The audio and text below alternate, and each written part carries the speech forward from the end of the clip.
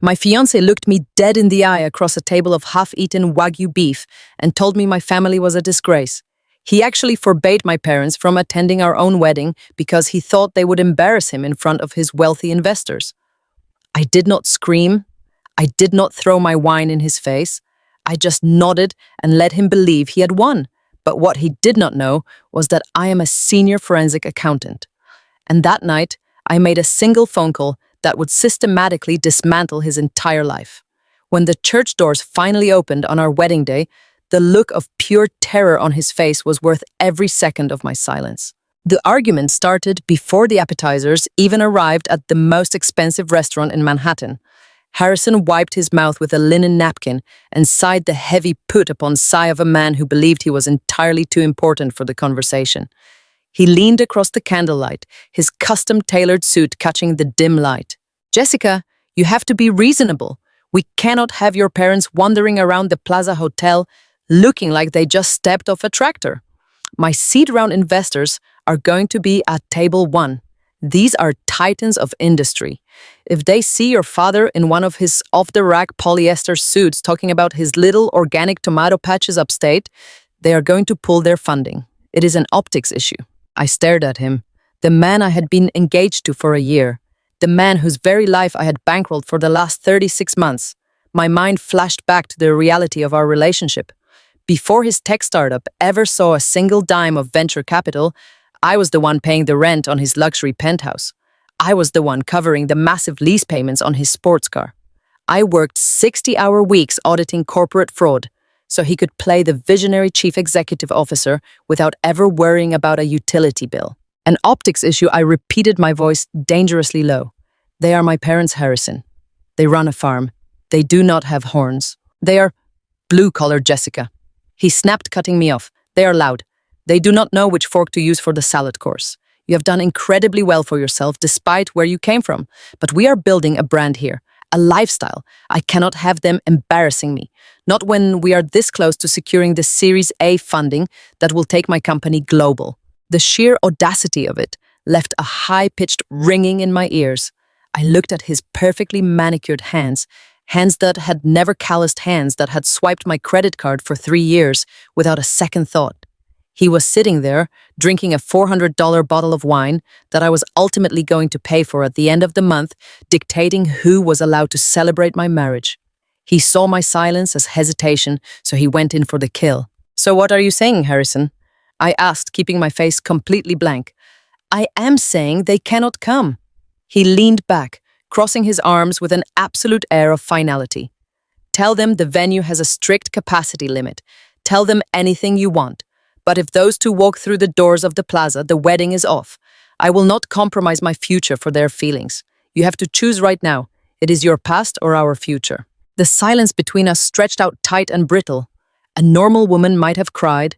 A normal woman might have taken off the 2-carat diamond ring and thrown it across the room, making a massive scene in front of the elite diners. But I analyze numbers for a living.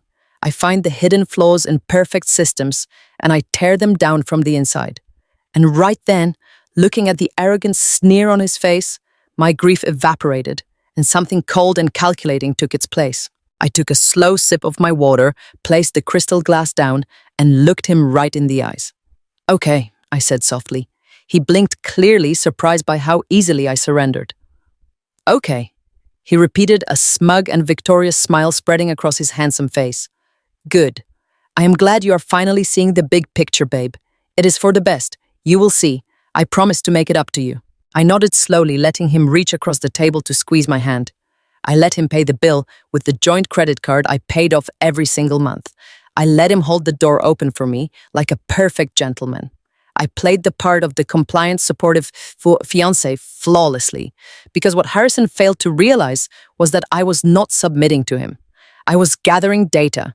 He wanted to protect his precious investors from the truth, but he had absolutely no idea who my parents really were or who actually held the purse strings to his entire fragile empire. And I was going to let him dig his own grave. The ride back to Harrison's penthouse was suffocatingly quiet. He drove his leased sports car with one hand on the steering wheel, looking out the window into the glowing city lights, as if the horrific argument at the restaurant had never happened. When we finally stepped out of the private elevator and into the massive open concept living room, I immediately felt the dramatic shift in the air. We were not alone. Sitting on the pristine white leather sectional like two judges waiting to deliver a severe criminal sentence were his mother, Victoria, and his younger sister, Madison. Victoria was casually swirling a glass of my expensive vintage red wine, her designer silk robe draped perfectly over her shoulders to give off an air of effortless wealth. Madison was aggressively scrolling through her phone, not even bothering to look up when we walked through the door. Spread out across the heavy glass coffee table was a thick, intimidating stack of legal documents.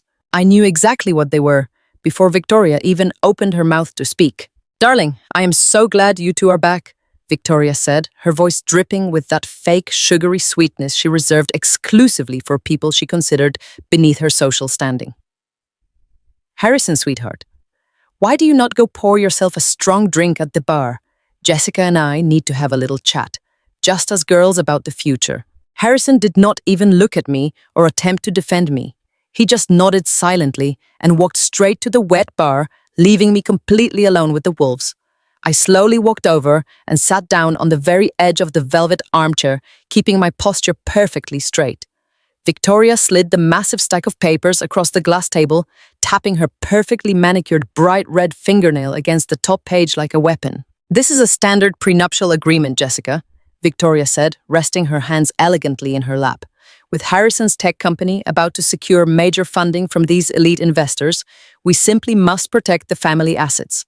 It is nothing personal, of course, just business. You understand business, do you not?"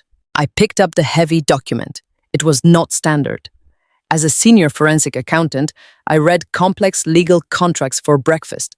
This document was a financial slaughter. I scanned the pages, my eyes locking onto the predatory clauses they assumed I would be too stupid or too intimidated to understand. If we divorced, I would get absolutely nothing. No alimony, no split of the assets acquired during the marriage. Furthermore, there was an outrageous lifestyle clause stating I would be financially penalized for any physical weight gain, and a strict non-disclosure agreement threatening a multi-million-dollar lawsuit if I ever spoke about their internal family matters publicly. It was brilliantly designed to keep me trapped, silenced, and completely dependent on a man whose entire luxurious life I was currently paying for out of my own pocket. Madison finally looked up from her phone, a cruel little smirk playing on her face. "Do not pretend to be shocked, Jessica. You had to know this was coming eventually. We cannot have someone from a dirty little farm in upstate New York walking away with Harrison's hard-earned millions. We have a powerful legacy to protect, and we cannot leave that to chance." I kept my eyes glued to the paperwork. My heart was pounding so hard I could hear the rushing sound in my ears, but my hands remained completely steady. They wanted me to yell. They wanted me to throw a massive fit so they could point their fingers at me and call me unhinged. They wanted to prove to Harrison once and for all that I was just an emotional, low-class gold digger who was trying to steal his money. Instead, I carefully aligned the edges of the paper and gently placed the stack back onto the glass table. "You're absolutely right, Victoria," I said, my voice incredibly smooth and calm. "With Harrison's company growing so incredibly fast, it is highly responsible to have everything legally documented to the letter. I would be more than happy to sign this today." Victoria's smug smile faltered for a fraction of a second. She had prepared all evening for a vicious screaming war, and my total unbothered surrender completely confused her. Madison actually dropped her cell phone into her lap in shock. "You will sign it?" Victoria asked, narrowing her eyes in deep suspicion. "Just like that, with no argument?" "Just like that," I replied, leaning back deeply into the velvet chair. "But as a simple professional courtesy, I am sure you will not mind if I have a lawyer review it first, just to make sure all the legal terminology is sound. In fact, since we are keeping everything so tightly within the family, I think David should be the exact person to look it over." At the mere mention of David's name, the arrogant atmosphere in the room completely shattered. David was Madison's husband. He was a brilliant African-American corporate lawyer who worked as a senior partner for one of the most ruthless law firms in the entire city. He also secretly despised Harrison's family with a burning passion. I knew this because David and I were the only two outsiders who had married into this miserable circus. We had shared enough knowing glances across the table at miserable holiday dinners to understand exactly where we both stood in the hierarchy. At that exact moment, the front door clicked open and David walked in carrying his heavy leather briefcase. He had clearly just finished a grueling late night at the firm. He stopped in his tracks, taking in the bizarre scene. The defensive, rigid posture of his wife, the panicked, terrified look on his mother-in-law's face, and the calm, collected way I was sitting in the armchair waiting for him. "Good evening, everyone," David said, his deep, authoritative voice carrying easily across the large, quiet room. He slowly loosened his expensive silk tie and walked over to stand directly beside my chair. "What exactly are we celebrating tonight?" "Just some very minor wedding paperwork, David," Victoria said, quickly standing up and reaching out to grab the documents off the table. "Nothing you need to concern yourself with after a long day at the office." I reached out rapidly and placed my hand firmly over the stack, stopping her in her tracks. "Actually, David, I would love your expert professional opinion on this prenuptial agreement." Victoria was just explaining how critically important it is to protect the family legacy and Harrison's vast personal assets. David looked down at the thick stack of papers under my hand and then slowly looked up at Victoria. A slow, knowing, incredibly sharp smile spread across his face. He picked up the contract and flipped casually through the first few dense pages. "Protecting the family assets," David read aloud, his tone laced with heavy, unmistakable sarcasm that cut through the room like a knife. "That is absolutely fascinating, Victoria. Especially considering the central bank called my private office this very morning, asking pointed questions about the 3 severely missed mortgage payments on this exact penthouse apartment. And let us certainly not forget the massive revolving credit card debt Madison has been desperately hiding under her maiden name just to keep up her wealthy appearances at the country club luncheons." He tossed the contract back onto the glass table with a loud, soft thud. "It takes a very special, unique kind of blinding arrogance to draft an ironclad prenuptial agreement to protect a legacy that is entirely built on secretly borrowed money and hot air." Victoria turned completely pale, looking as though she might faint. Madison stared intently at the floor, her cheeks burning bright red with sudden, immense shame. I simply smiled up at David. The ambush had spectacularly failed. The trap they set to destroy my future was about to become their very own inescapable prison. The digital clock beside the bed read exactly 2 in the morning. Harrison was fast asleep, his chest rising and falling in a steady, rhythmic pattern, perfectly oblivious to the absolute destruction hanging over his head. I slipped out from under the heavy silk duvet, my bare feet silent against the cold hardwood floor. I did not bother grabbing a jacket as I slid the heavy glass balcony door open and stepped out into the freezing night air. The city stretched out below me, an endless grid of glowing streetlights and towering skyscrapers.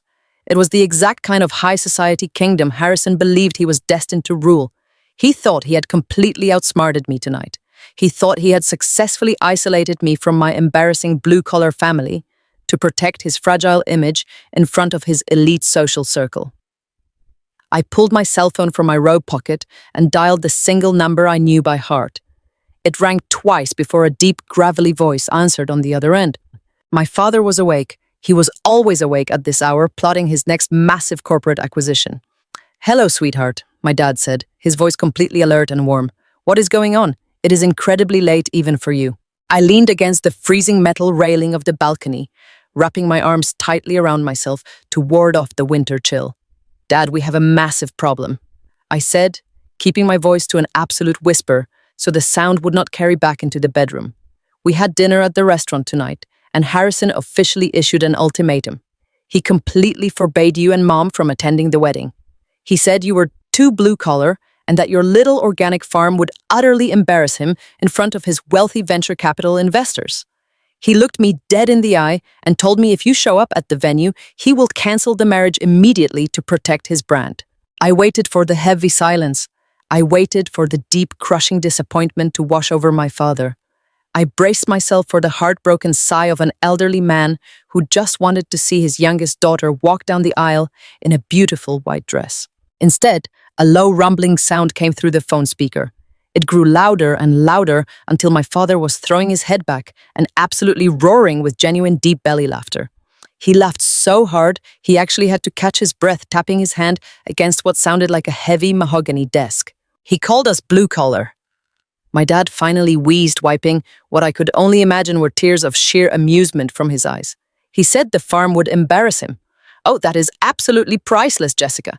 That is the funniest thing I have heard in a decade. Evelyn, are you awake? You need to hear this right now. I could hear my mother murmuring sleepily in the background before she too started laughing softly. I could not help but smile, a fierce, sharp grin spreading across my face in the dark, cold night.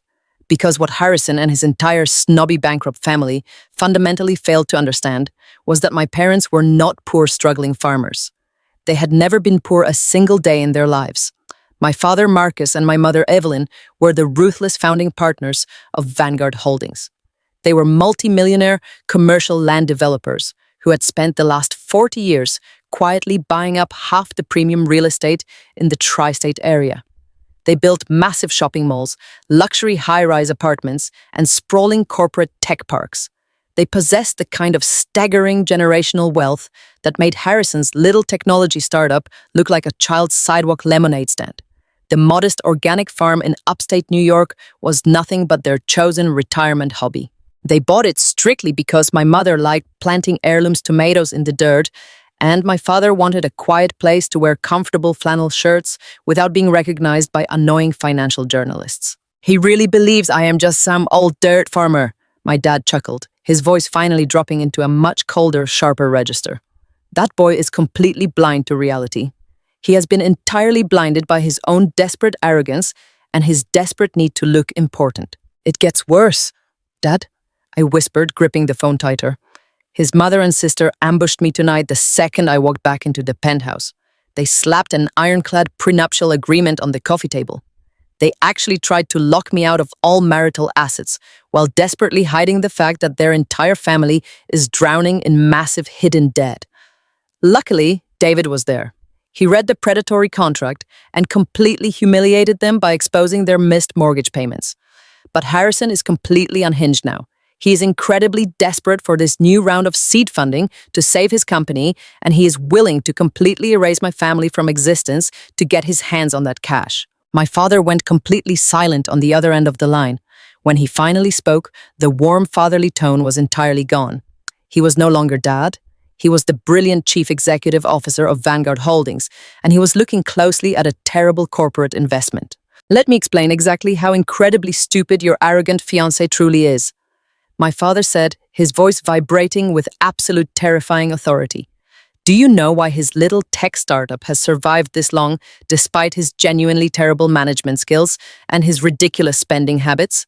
Do you know who the anonymous angel investor is that keeps quietly injecting massive amounts of capital into his failing business accounts every single quarter just to keep the lights on and the servers running? I stopped breathing for a fraction of a second. My mind raced rapidly, pulling together all the scattered pieces of the financial puzzle I had somehow missed over the last 3 years. You, I whispered, my eyes widening in the dark. You are the angel investor. Through a blind proxy holding company, yes, my father confirmed coldly. I bought up his initial corporate debt 3 years ago because he was dating my daughter, and I wanted to ensure you had a financially stable future. I have been personally funding his lavish lifestyle, his luxury glass office spaces, and his massive bloated payroll since day one. I literally own 80% of his corporate equity on paper.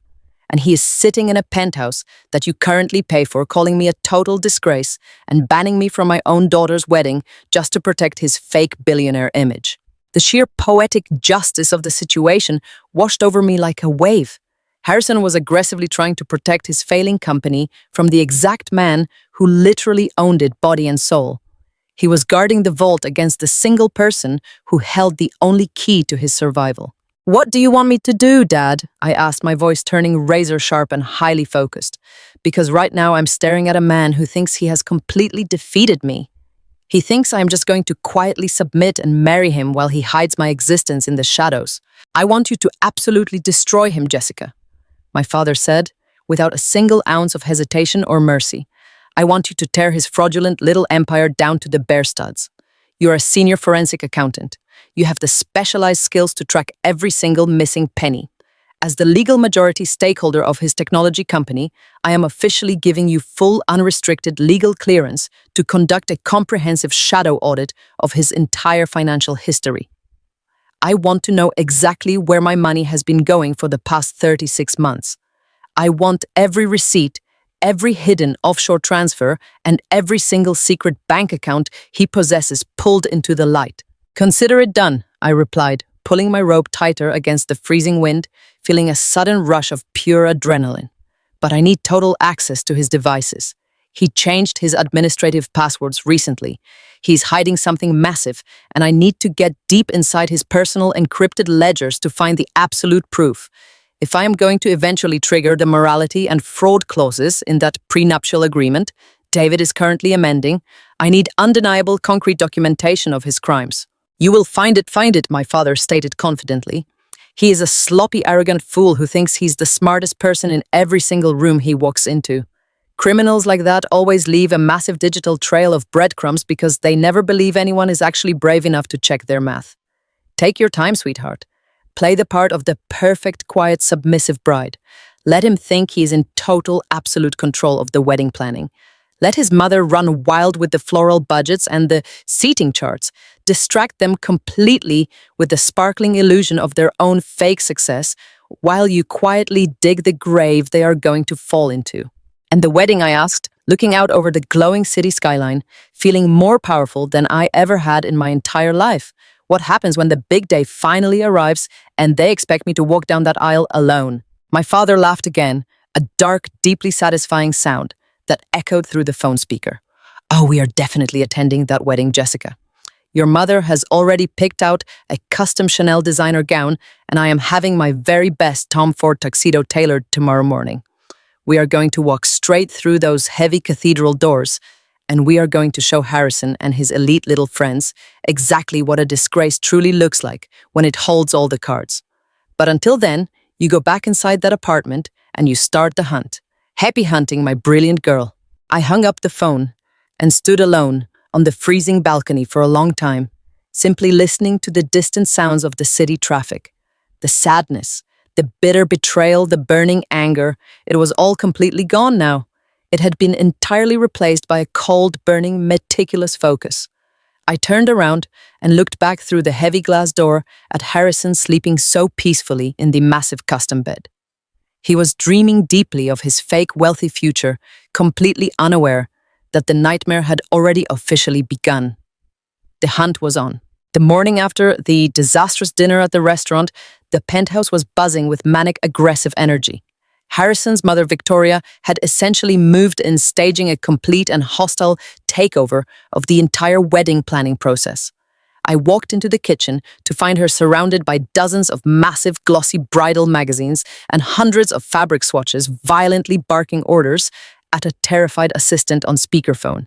She was aggressively insisting that every single flower arrangement at the Plaza Hotel be imported directly from a highly exclusive nursery in southern France because domestic white roses simply looked too cheap for her son's high society event. Harrison was standing by the massive marble kitchen island, nervously drinking a protein shake, his eyes glued to his cell phone as he watched his company's daily stock price plummet yet again. Jessica, darling, Victoria said, not even bothering to look up from a velvet seating chart. We have hit a massive problem with the reception layout.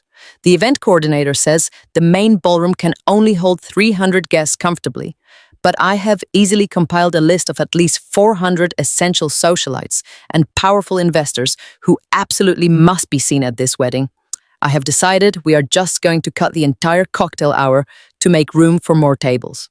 We will push your very tiny bridal party into the small side hallway so the high-profile guests have adequate room to mingle. She looked up at me finally, a cold, challenging glare in her eyes. She wanted a fight. She was desperately trying to provoke me into an emotional screaming match so Harrison would see me as the unhinged villain ruining his perfect day. I looked at the ridiculous velvet seating chart. I looked at the mountain of expensive French floral invoices. Then I looked right at Harrison, who was actively pretending not to hear his mother completely hijacking our wedding reception and shoving my bridesmaids into a service hallway. You know what, Victoria, I said, keeping my voice incredibly smooth and compliant. You are absolutely right. The optics of this event are just far too important to leave to chance. You have such an incredible eye for high society detail, and honestly, I am so overwhelmed with work right now. Why do you not just take over the entire planning process? Whatever you and Harrison decide is perfectly fine with me. Victoria blinked, completely thrown off balance by my total surrender. Harrison finally looked up from his phone, a massive relieved smile breaking across his incredibly stressed face. "Really, babe?" Harrison asked, walking over to kiss my forehead. "You are okay with my mom handling the venue? That is so amazing of you. It takes so much pressure off me right now. You're the absolute best." I smiled back at him, a sweet, empty smile that did not reach my eyes. "Take all the time you need," I said softly. "In fact, I have a quick meeting with David to drop off those legal documents from last night. I will just let you two geniuses plan the perfect event." I grabbed my coat and walked out the door, leaving them completely absorbed in their fake billionaire fantasy.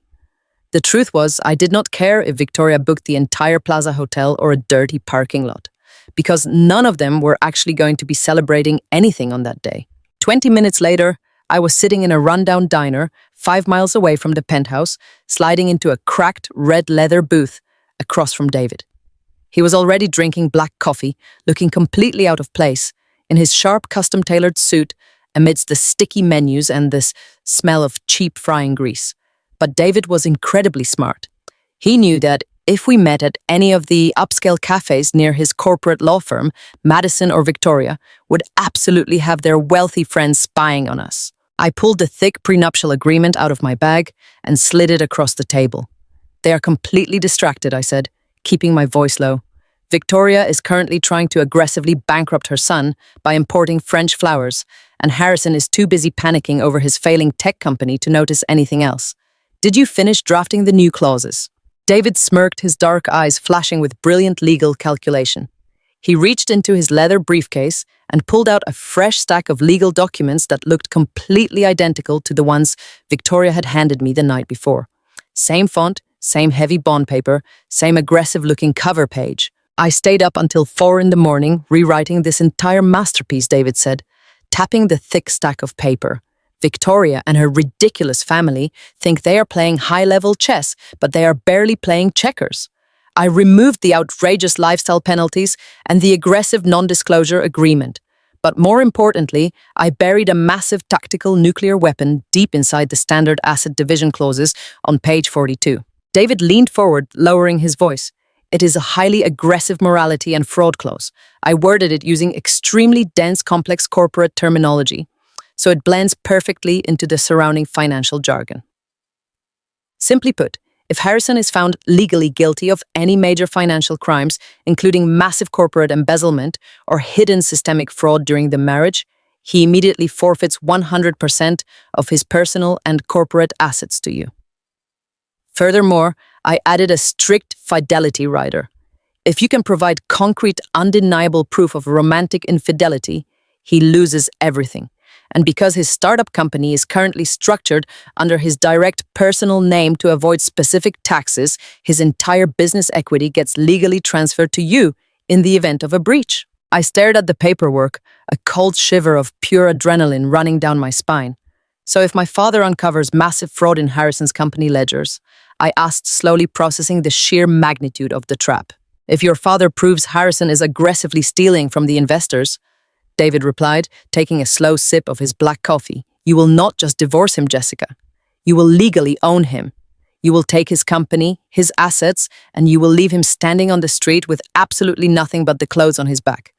And the best part is because his arrogant mother drafted the initial predatory contract specifically to aggressively isolate assets, the judge will enforce this amended version with extreme prejudice." It was brilliant. It was absolutely beautifully ruthless. But there was one massive problem.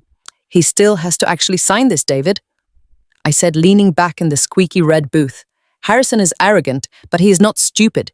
He has a team of corporate lawyers at his startup. If he hands this amended version over to his legal team, they will immediately spot the buried fraud clause and the entire trap blows up in our faces." David smiled an incredibly dark, knowing smile. "That is exactly why you are not going to let him give it to his lawyers, Jessica. You are going to use his own massive ego and his mother's current wedding hysteria directly against him.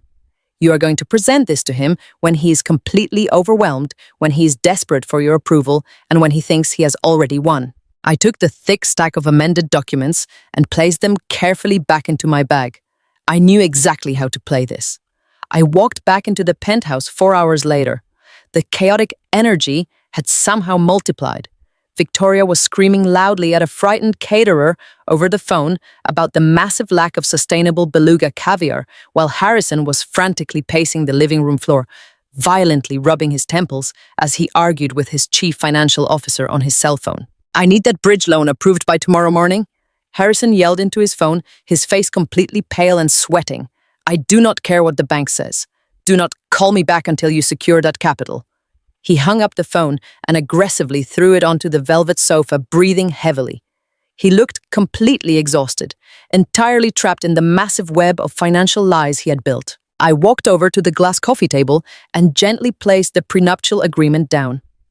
I pulled a sleek silver pen from my purse and deliberately signed my name on the very last page, pressing hard enough for the ink to bleed through. "Harrison," I said softly, my voice filled with fake loving concern.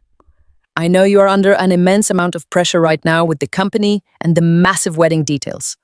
I just wanted to take one thing off your plate today. I had David look over the contract your mother drafted. He said it was incredibly aggressive, but completely standard for high net worth families. I signed it. I do not want anything from you but your love." Harrison stopped pacing. He looked down at the signed document, his chest heaving as the massive sheer relief washed over his panicked face.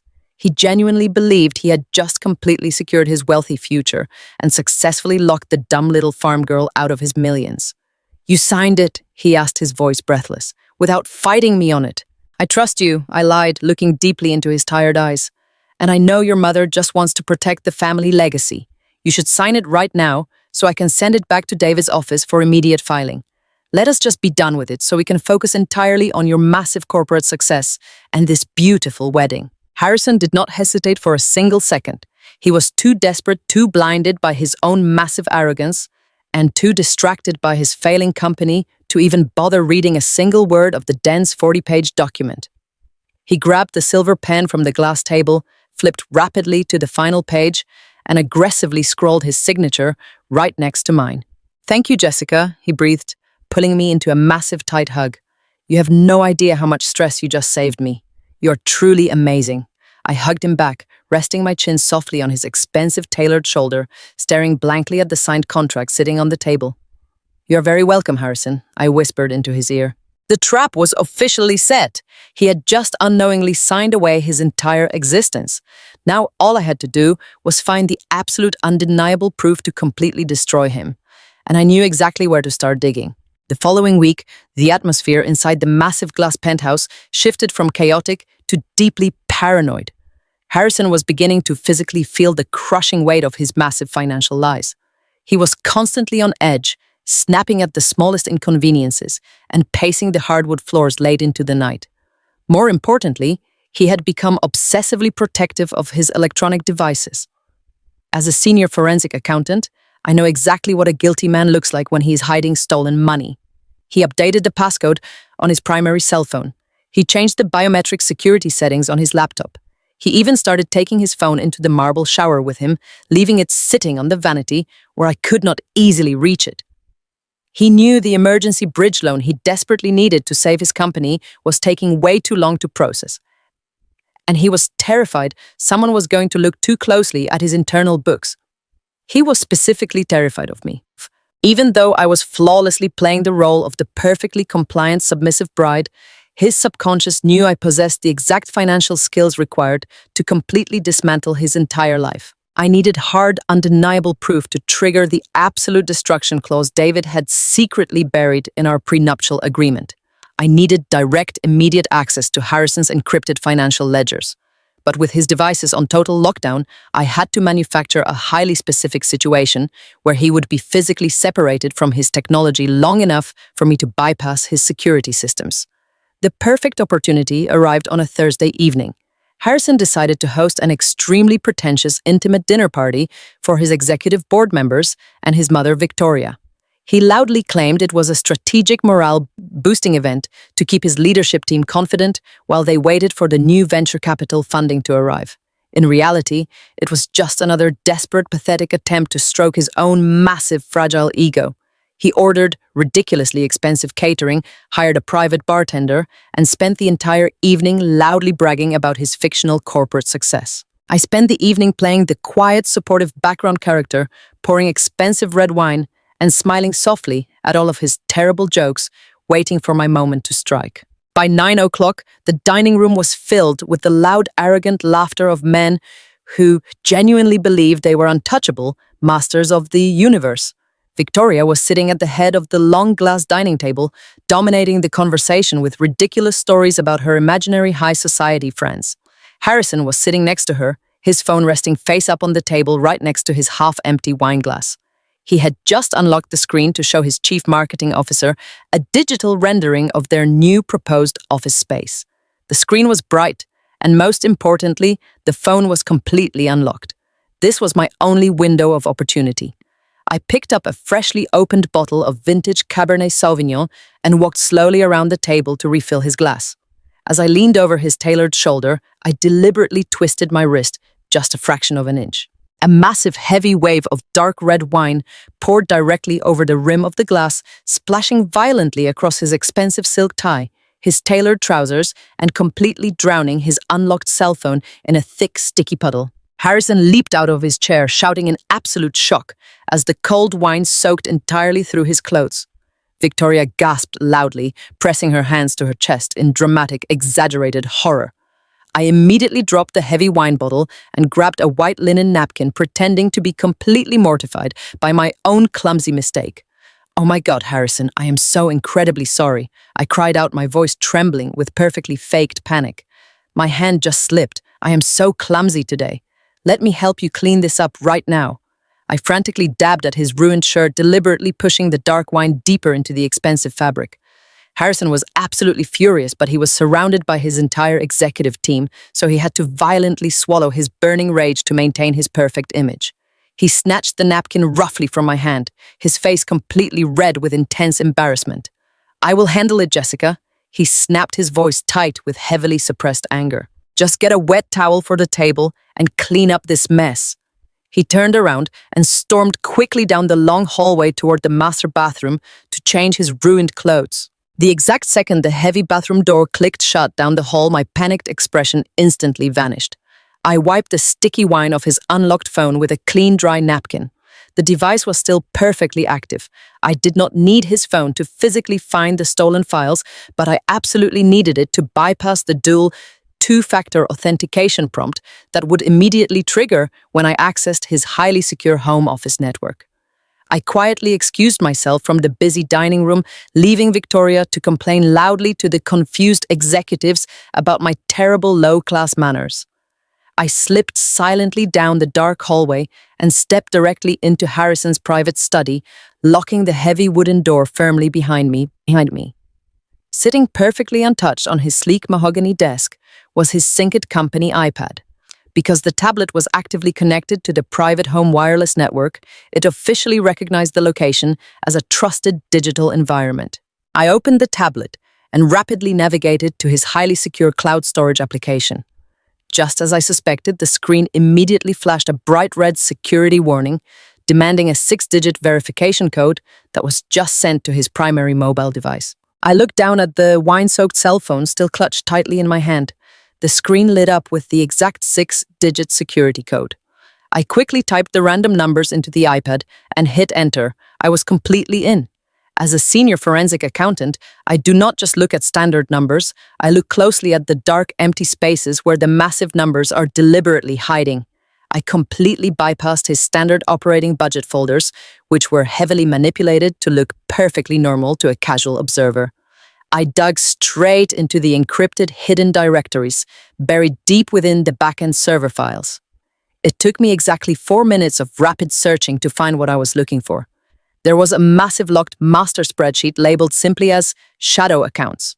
I quickly generated a highly secure anonymous sharing link and immediately downloaded the entire 4 GB folder directly to my own encrypted external cloud drive. The blue transfer bar slowly filled across the screen.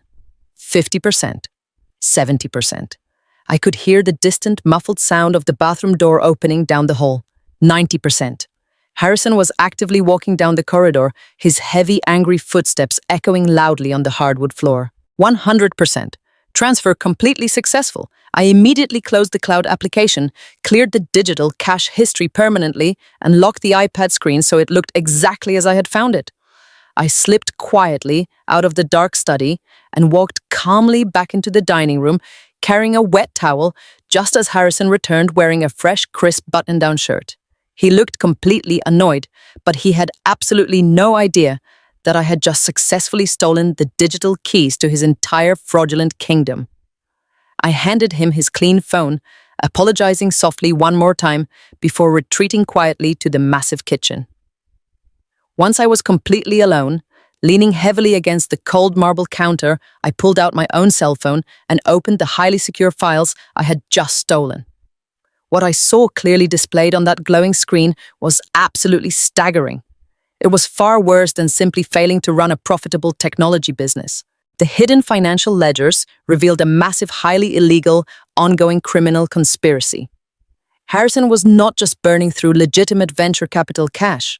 He was actively and aggressively embezzling millions of dollars directly from the anonymous angel investor, who was secretly my own father. I scrolled rapidly through the endless columns of stolen funds, tracking the highly illicit wire transfers as they moved dynamically through a complex, shadowy web of fake offshore shell companies. But the most truly shocking revelation was where the stolen money was actually going once it left the corporate accounts. It was not going into the tech startup at all. It was going directly to illegal high-stakes betting syndicates and dangerous offshore casinos. Victoria was not just an arrogant high society snob who loved French flowers. She was a massive degenerate gambler with a catastrophic, untreatable addiction. She had completely bankrupted their entire family years ago, playing underground baccarat and high-limit roulette. Harrison had been systematically draining my father's corporate investment accounts, specifically to pay off his mother's terrifying loan sharks and massive illegal gambling debts, just to keep their fake wealthy reputation completely spotless in front of their elite friends.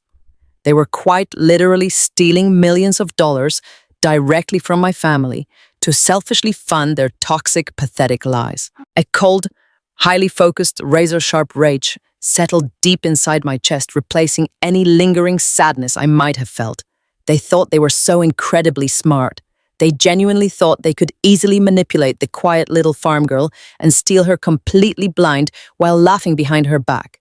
But Harrison had just unknowingly handed me the exact loaded weapon I needed to completely destroy his entire existence. The hidden morality and fraud clause David brilliantly wrote into the prenuptial agreement was no longer just a hypothetical legal threat. It was an absolute guaranteed certainty. I had the undeniable concrete digital proof of massive corporate embezzlement and severe systemic financial fraud. I locked my phone screen and slid the device safely deep into my pocket.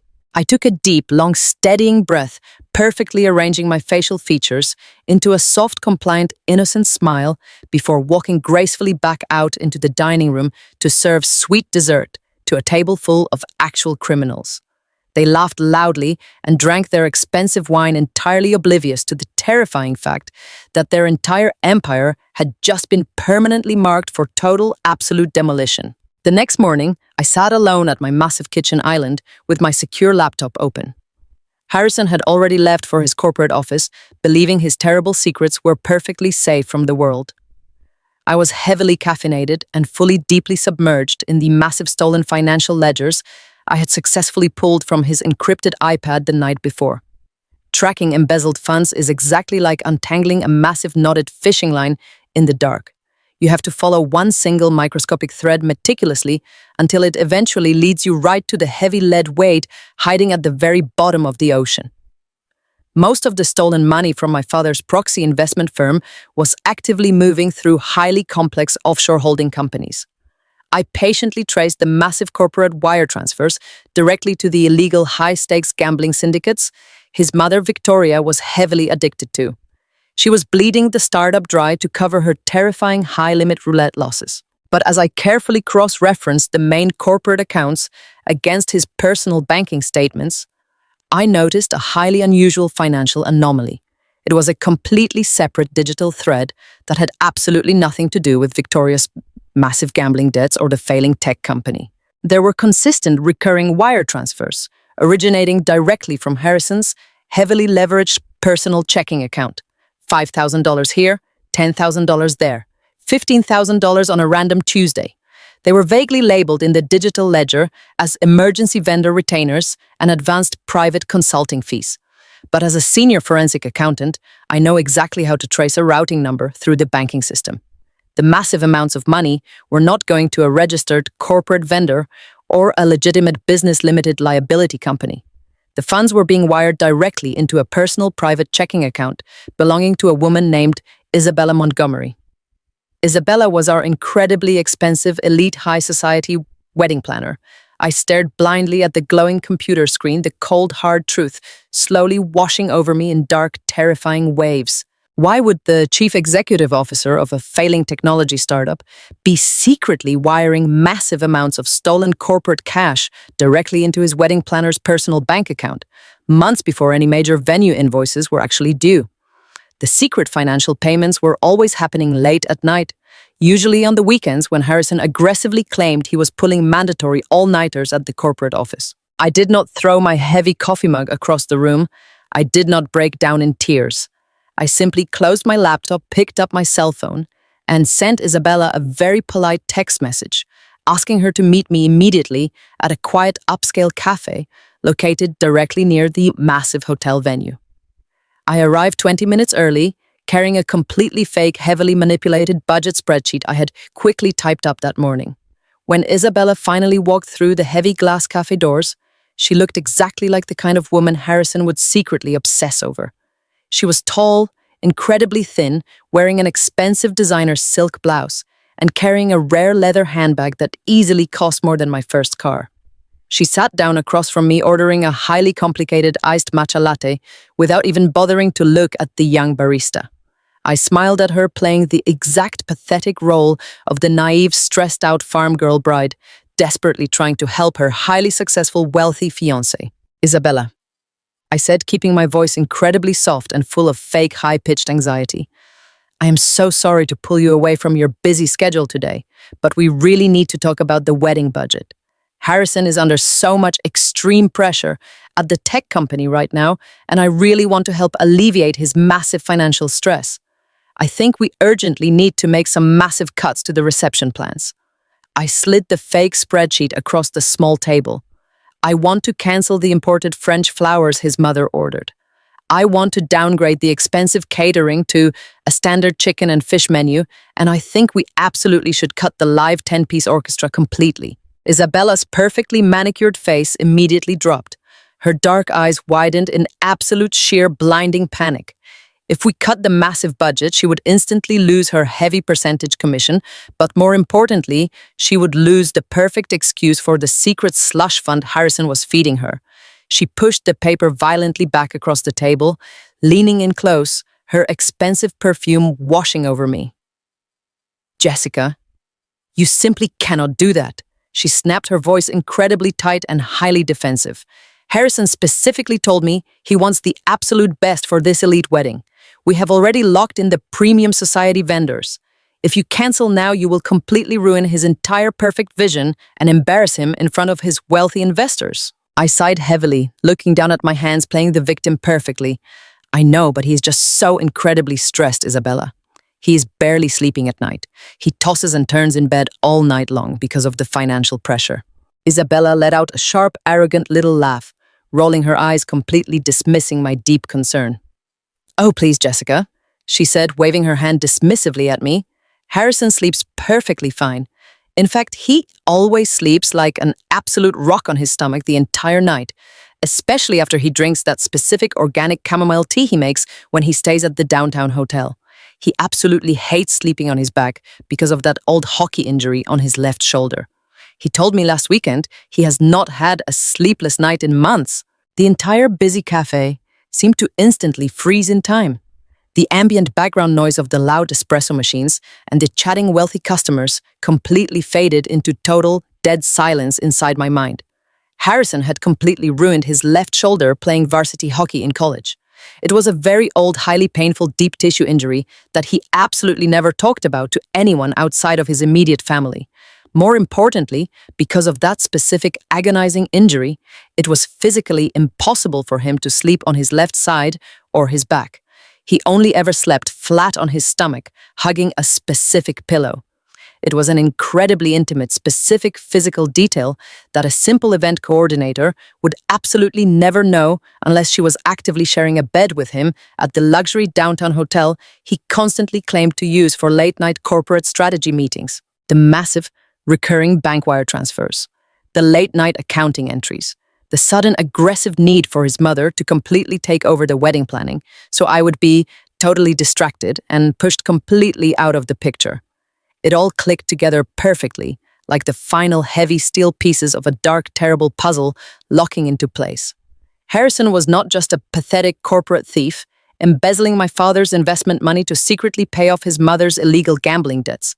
He was also actively sleeping with the woman hired to plan our wedding, using the stolen corporate funds to secretly bankroll his disgusting romantic affair.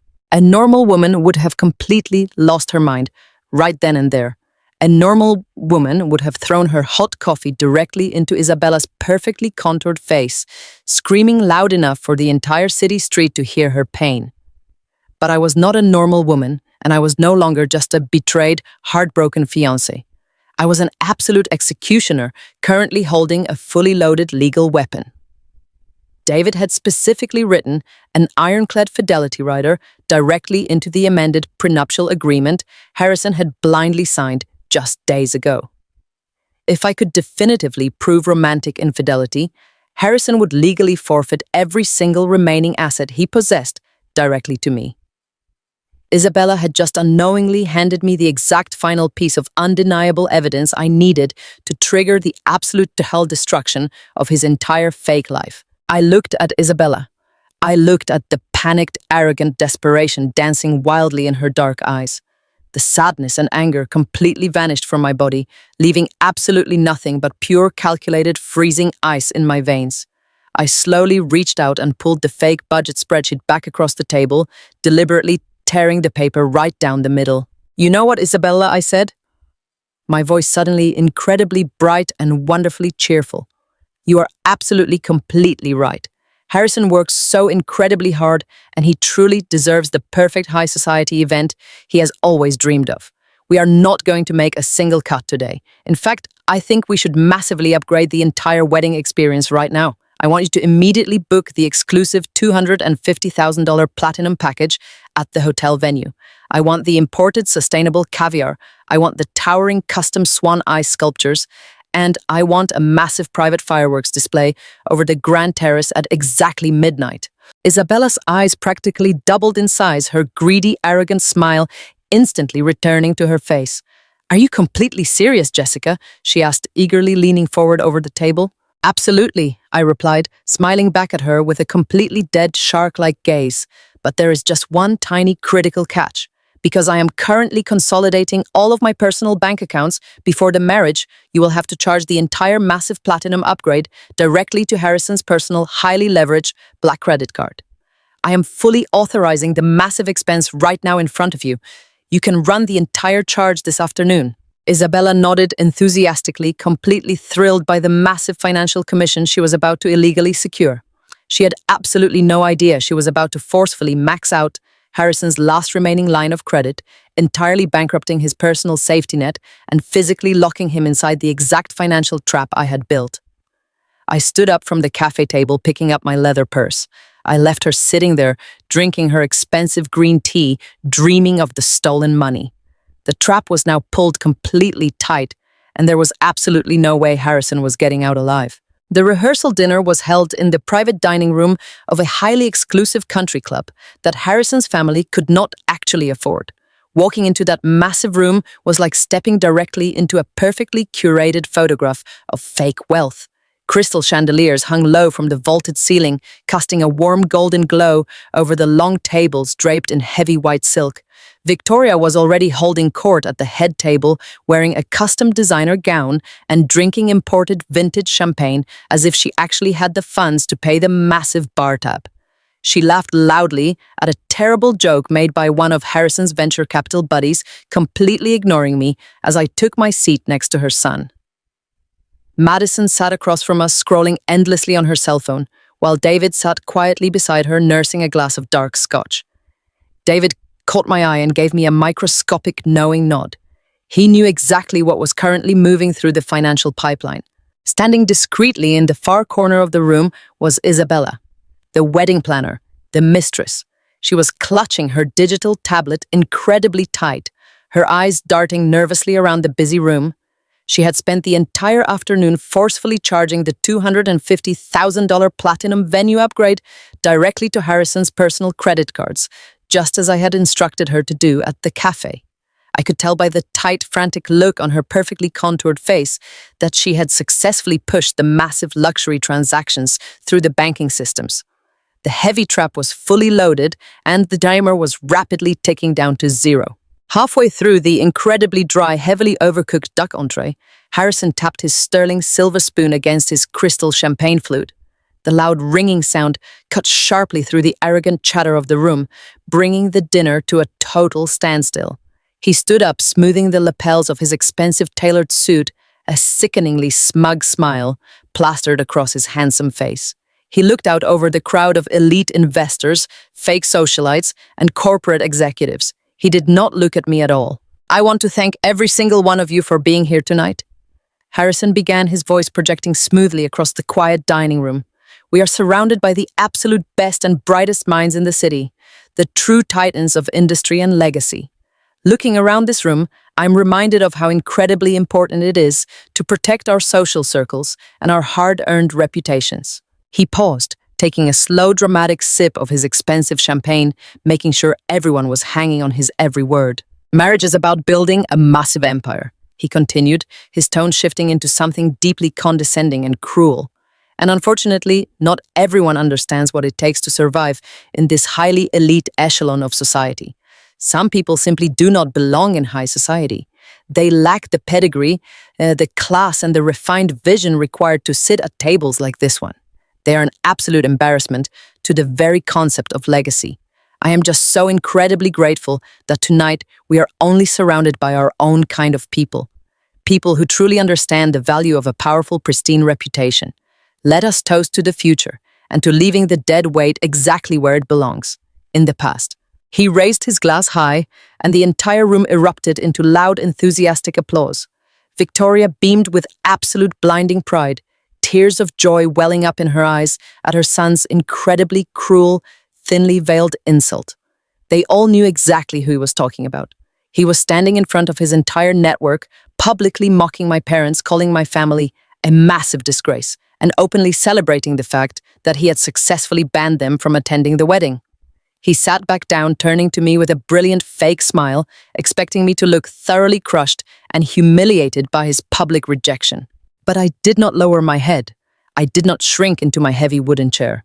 Instead, I calmly picked up my own crystal glass and gently tapped it with my silver dinner fork. The bright ringing sound echoed loudly through the room, forcing the fading applause to stop completely. I stood up slowly, making sure my posture was absolutely flawless. I looked directly down at Harrison for a long moment before turning my gaze to the room full of arrogant strangers. "I would absolutely love to add to that beautiful toast," I said, my voice incredibly warm, bright and entirely steady. "Harrison is completely right about building an empire, but you cannot build a truly lasting empire without a rock-solid foundation of absolute honesty." I saw Harrison shift slightly in his chair, his smug, confident smile faltering for just a fraction of a second. I kept my eyes locked onto the wealthy crowd, projecting my voice so every single person could hear me perfectly. What I admire most about Harrison is his deep, unwavering commitment to total financial transparency. I continued, letting the heavy, lethal double meaning soak directly into the air. In a world where so many people desperately hide behind fake wealth and heavy corporate debt, Harrison has always shown me exactly who he truly is. He operates his entire life and his technology company with a level of integrity that is simply breathtaking. He never hides anything in the dark shadows. He never takes anything that does not rightfully belong to him. And he certainly never plays manipulative games with the people who generously invest in his future. I am so incredibly lucky to be marrying a man whose personal ledgers and private actions are so completely and perfectly aligned. To Harrison, a man who is about to get exactly what he deserves. I raised my glass high in the air. The crowd cheered loudly, completely oblivious to the freezing venom hidden directly beneath my supportive words. They drank their champagne, smiling happily at the beautiful, naive bride. But David was not smiling like the rest of them. He was sitting back in his chair, staring directly at me with a brilliant, dark, knowing smirk, spreading slowly across his handsome face. He slowly raised his scotch glass, specifically toward me, acknowledging the absolute lethal precision of my speech. I sat back down, taking a slow, calm sip of my water. Harrison reached over and squeezed my hand tightly, whispering that my speech was absolutely perfect. He was so incredibly blinded by his own massive, fragile ego that he genuinely believed I was praising him in front of his investors. But his moment of absolute arrogant victory did not last long. Less than 5 minutes after we finished our public toasts, his cell phone suddenly vibrated violently against the heavy wooden table. It was a long, aggressive buzzing sound that cut through the polite conversation. He casually glanced down at the glowing screen, assuming it was just a congratulatory text message from a wealthy friend, but as his eyes locked onto the digital notification, his entire face went completely chalk white. The blood drained so fast from his cheeks, he actually looked physically ill. It was a severe fraud alert from his primary banking institution. He quickly swiped the notification away, his hands trembling slightly, but the phone instantly buzzed again. And then a fourth time in rapid, aggressive succession. The loud vibration was practically rattling the heavy silver forks. He grabbed the device and shoved it down below the table, entirely out of sight, frantically unlocking the screen to read the incoming automated messages. I sat perfectly still beside him, watching out of the corner of my eye, as his entire fake world began to violently implode in real time. The banks were actively declining his massive credit limits. Isabella had successfully run the $250,000 platinum package upgrade directly through his personal black cards, splitting the massive charge across his few remaining open accounts. The sheer size and rapid speed of the luxury transactions had instantly triggered catastrophic automated fraud freezes across his entire financial portfolio. His available credit was completely exhausted. He was entirely maxed out and legally cut off. I saw the physical panic rip through his body. His breathing became incredibly shallow and highly erratic. Cold sweat began to bead rapidly along his perfectly styled hairline. He desperately typed a frantic text message under the table, likely begging his chief financial officer for an emergency cash wire. But I already knew the corporate accounts were completely frozen too. My father had quietly locked down the proxy investment funds that very afternoon to ensure Harrison could not steal another single dime before the wedding. Harrison forced his phone back into his tailored pocket, but his hands were shaking so violently he almost dropped it onto the floor. He grabbed his water glass and took a massive, desperate gulp, trying to lubricate his incredibly dry throat. "Is everything okay, darling?" I asked, my voice dripping with sweet, innocent concern. "You look a little pale. Are you feeling sick?" He turned to me, his eyes wide and filled with absolute sheer, terrifying panic. He was completely trapped inside his own lavish party, surrounded by the elite investors he desperately needed to impress. And he literally did not have a single dollar left to his name to pay the massive bar tab currently accumulating at the other end of the room. "Everything is totally fine," he choked out, forcing a horrifyingly tight, unnatural smile onto his sweating face. "Just a minor technical glitch with the startup servers. Nothing to worry about at all. I just need to use the restroom for a quick second." He stood up abruptly, practically knocking his heavy wooden chair over in his desperate haste to escape the dining room. He power-walked stiffly toward the hallway, pulling his phone back out before he even cleared the heavy wooden double doors. I watched him go, a cold, deeply satisfying warmth spreading through my entire chest. I casually glanced over at the corner of the room. Isabella was staring in absolute horror at her own digital tablet, realizing that the massive luxury charges were suddenly bouncing back as declined. She looked wildly around the room, trying to find Harrison, but he was already gone. Victoria leaned across the table, totally oblivious to her son's total financial collapse. "Jessica, sweetie," she slurred slightly, gripping her empty champagne glass. "Please tell me you made sure the country club valet is fully paid for the evening. We simply cannot have these important investors waiting outside for their luxury cars like commoners." I smiled warmly at my terrifyingly bankrupt future mother-in-law. "Do not worry about a single thing, Victoria," I said smoothly, taking a bite of my dinner. "Harrison has everything completely under control. His credit is absolutely good for it." The morning of the wedding dawned bright and incredibly cold over the city skyline. I sat perfectly still in the center of the massive bridal suite at the hotel, while two expensive makeup artists carefully applied heavy waterproof mascara to my eyelashes. They chattered excitedly about how absolutely beautiful the cathedral looked, and how lucky I was to be marrying such a wealthy, successful man. I simply smiled at them through the large illuminated vanity mirror, sipping my sparkling water. I did not feel like a nervous, blushing bride. I felt like a military general standing calmly on a hill, watching the enemy march directly into a valley entirely rigged with heavy explosives. David had texted me early that morning from his law office. The message was incredibly brief. He simply wrote that the proxy lawyer was fully briefed and waiting by the phone. My father had effectively cut every single financial lifeline Harrison possessed. There were absolutely no lifeboats left. At exactly 10 in the morning, my bridal party and I took the private elevator down to the grand lobby to head toward the main ballroom for the initial photographs.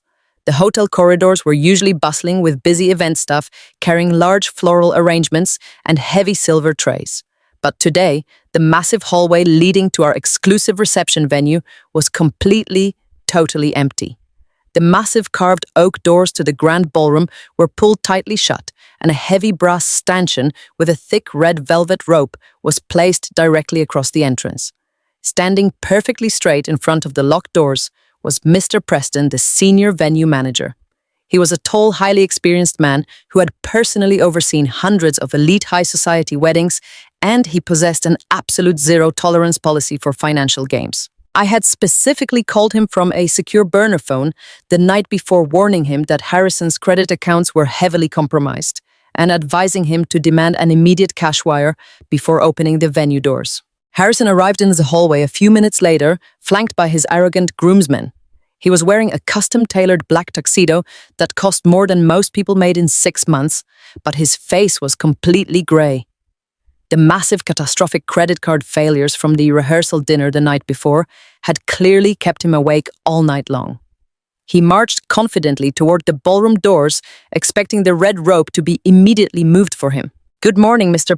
Preston," Harrison said, his voice carrying a false hearty arrogance. "We are ready to get inside and start the portrait sessions. Have my mother and my sister arrived yet?" Mr. Preston did not smile.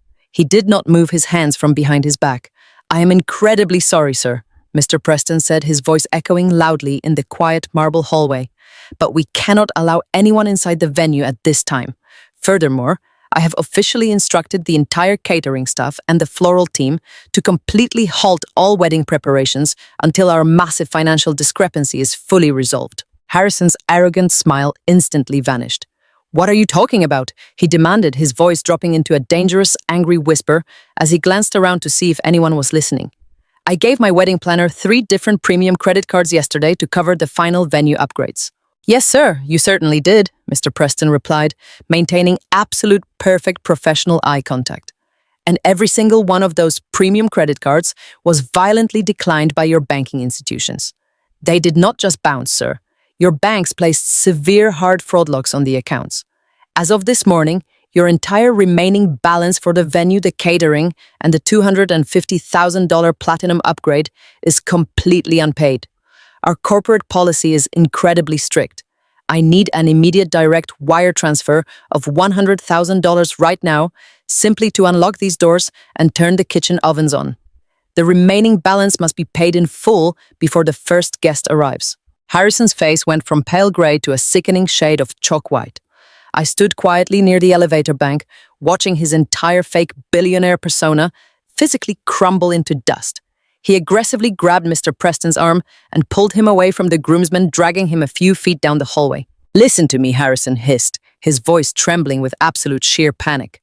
I am the chief executive officer of a massive technology company. I am good for the money. You know exactly who my family is. My mother is Victoria. We have a massive reputation in this city. You're going to open those doors right now, or I will personally make sure you are fired and blacklisted from every luxury hotel in this entire state. Mr. Preston calmly pulled his arm out of Harrison's desperate grip. Sir, your family reputation means absolutely nothing to our accounting department. If I do not have a confirmed routing number and a $100,000 wire transfer initiated in the next 15 minutes, I am officially canceling the entire event and sending your guests home. You have 14 minutes left. Harrison looked as though he was going to vomit directly onto the polished marble floor. He frantically patted his tuxedo pockets, pulling out his cell phone with hands that were shaking so violently he almost dropped the expensive device. He spun around, entirely ignoring me and his confused groomsmen, and sprinted directly toward a small private administrative office down the side corridor. He slammed the heavy wooden door shut behind him, loudly twisting the brass lock. I immediately handed my expensive silk bouquet to one of my confused bridesmaids. "Give me just 1 second, girls," I said softly, my voice the picture of sweet, innocent concern. "I need to make sure Harrison is okay. He has been under so much extreme corporate stress lately." I walked quickly and silently down the carpeted side corridor until I reached the closed wooden door of the administrative office. I did not knock. I simply pressed my ear completely flat against the cold, hard wood, holding my breath to listen. Because the hotel was so incredibly quiet this early in the morning, I could hear his panicked, desperate voice perfectly through the thin door panel. He was not calling his banking representatives. He was not calling his arrogant mother, who was completely broke anyway. He was calling the only person left on earth who actually had the massive liquid capital required to save his pathetic life. He was calling my father's proxy lawyer, the anonymous angel investor. "Pick up the phone. Pick up the damn phone," Harrison muttered frantically, pacing back and forth across the small office. When the line finally connected, his voice immediately jumped an entire octave, sounding exactly like a terrified, crying child. "Richard, it is Harrison," he begged, his voice cracking with absolute desperation. "I need a massive emergency bridge loan right now. Today. This very second. I need $100,000 wired directly to the Plaza Hotel to open the venue doors, or my entire wedding is going to be officially cancelled." I could not hear the lawyer's response, but I knew exactly what my father had instructed him to say. He was stalling him, deliberately twisting the massive financial knife directly inside Harrison's gut. "You do not understand." Richard Harrison pleaded, practically sobbing into the phone receiver. "I literally do not have a single dollar left anywhere. I cannot ask my mother for the money. I secretly drained her remaining home equity lines of credit 3 months ago just to pay her illegal gambling debts. She does not even know the bank is foreclosing on her penthouse next week. If this wedding does not happen today, my elite investors are going to know I am completely broke." A brief pause as the lawyer spoke again.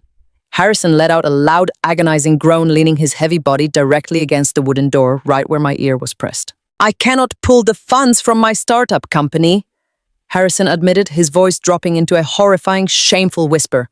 "There is absolutely nothing left in the corporate accounts, Richard. I took the entire employee payroll last night.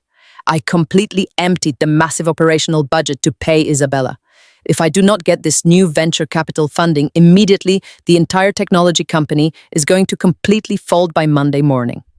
I will go to federal prison for corporate embezzlement. You have to wire me this money right now.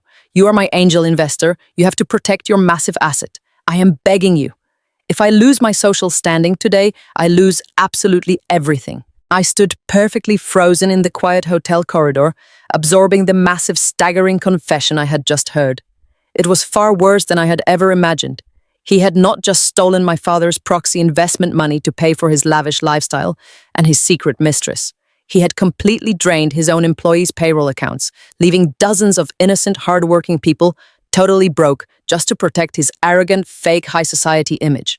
He had secretly mortgaged his own mother's house and burned through her remaining equity. He was an absolute sociopathic parasite, completely willing to destroy every single person around him just to keep breathing. I stepped back from the heavy wooden door, my heart pounding with a fierce, highly focused electric rhythm. The absolute total destruction of this man was no longer just a personal vendetta for his cruel emotional betrayal. It was an absolute moral necessity. He was a dangerous financial predator, and I was the exact person designated to permanently cut his head off.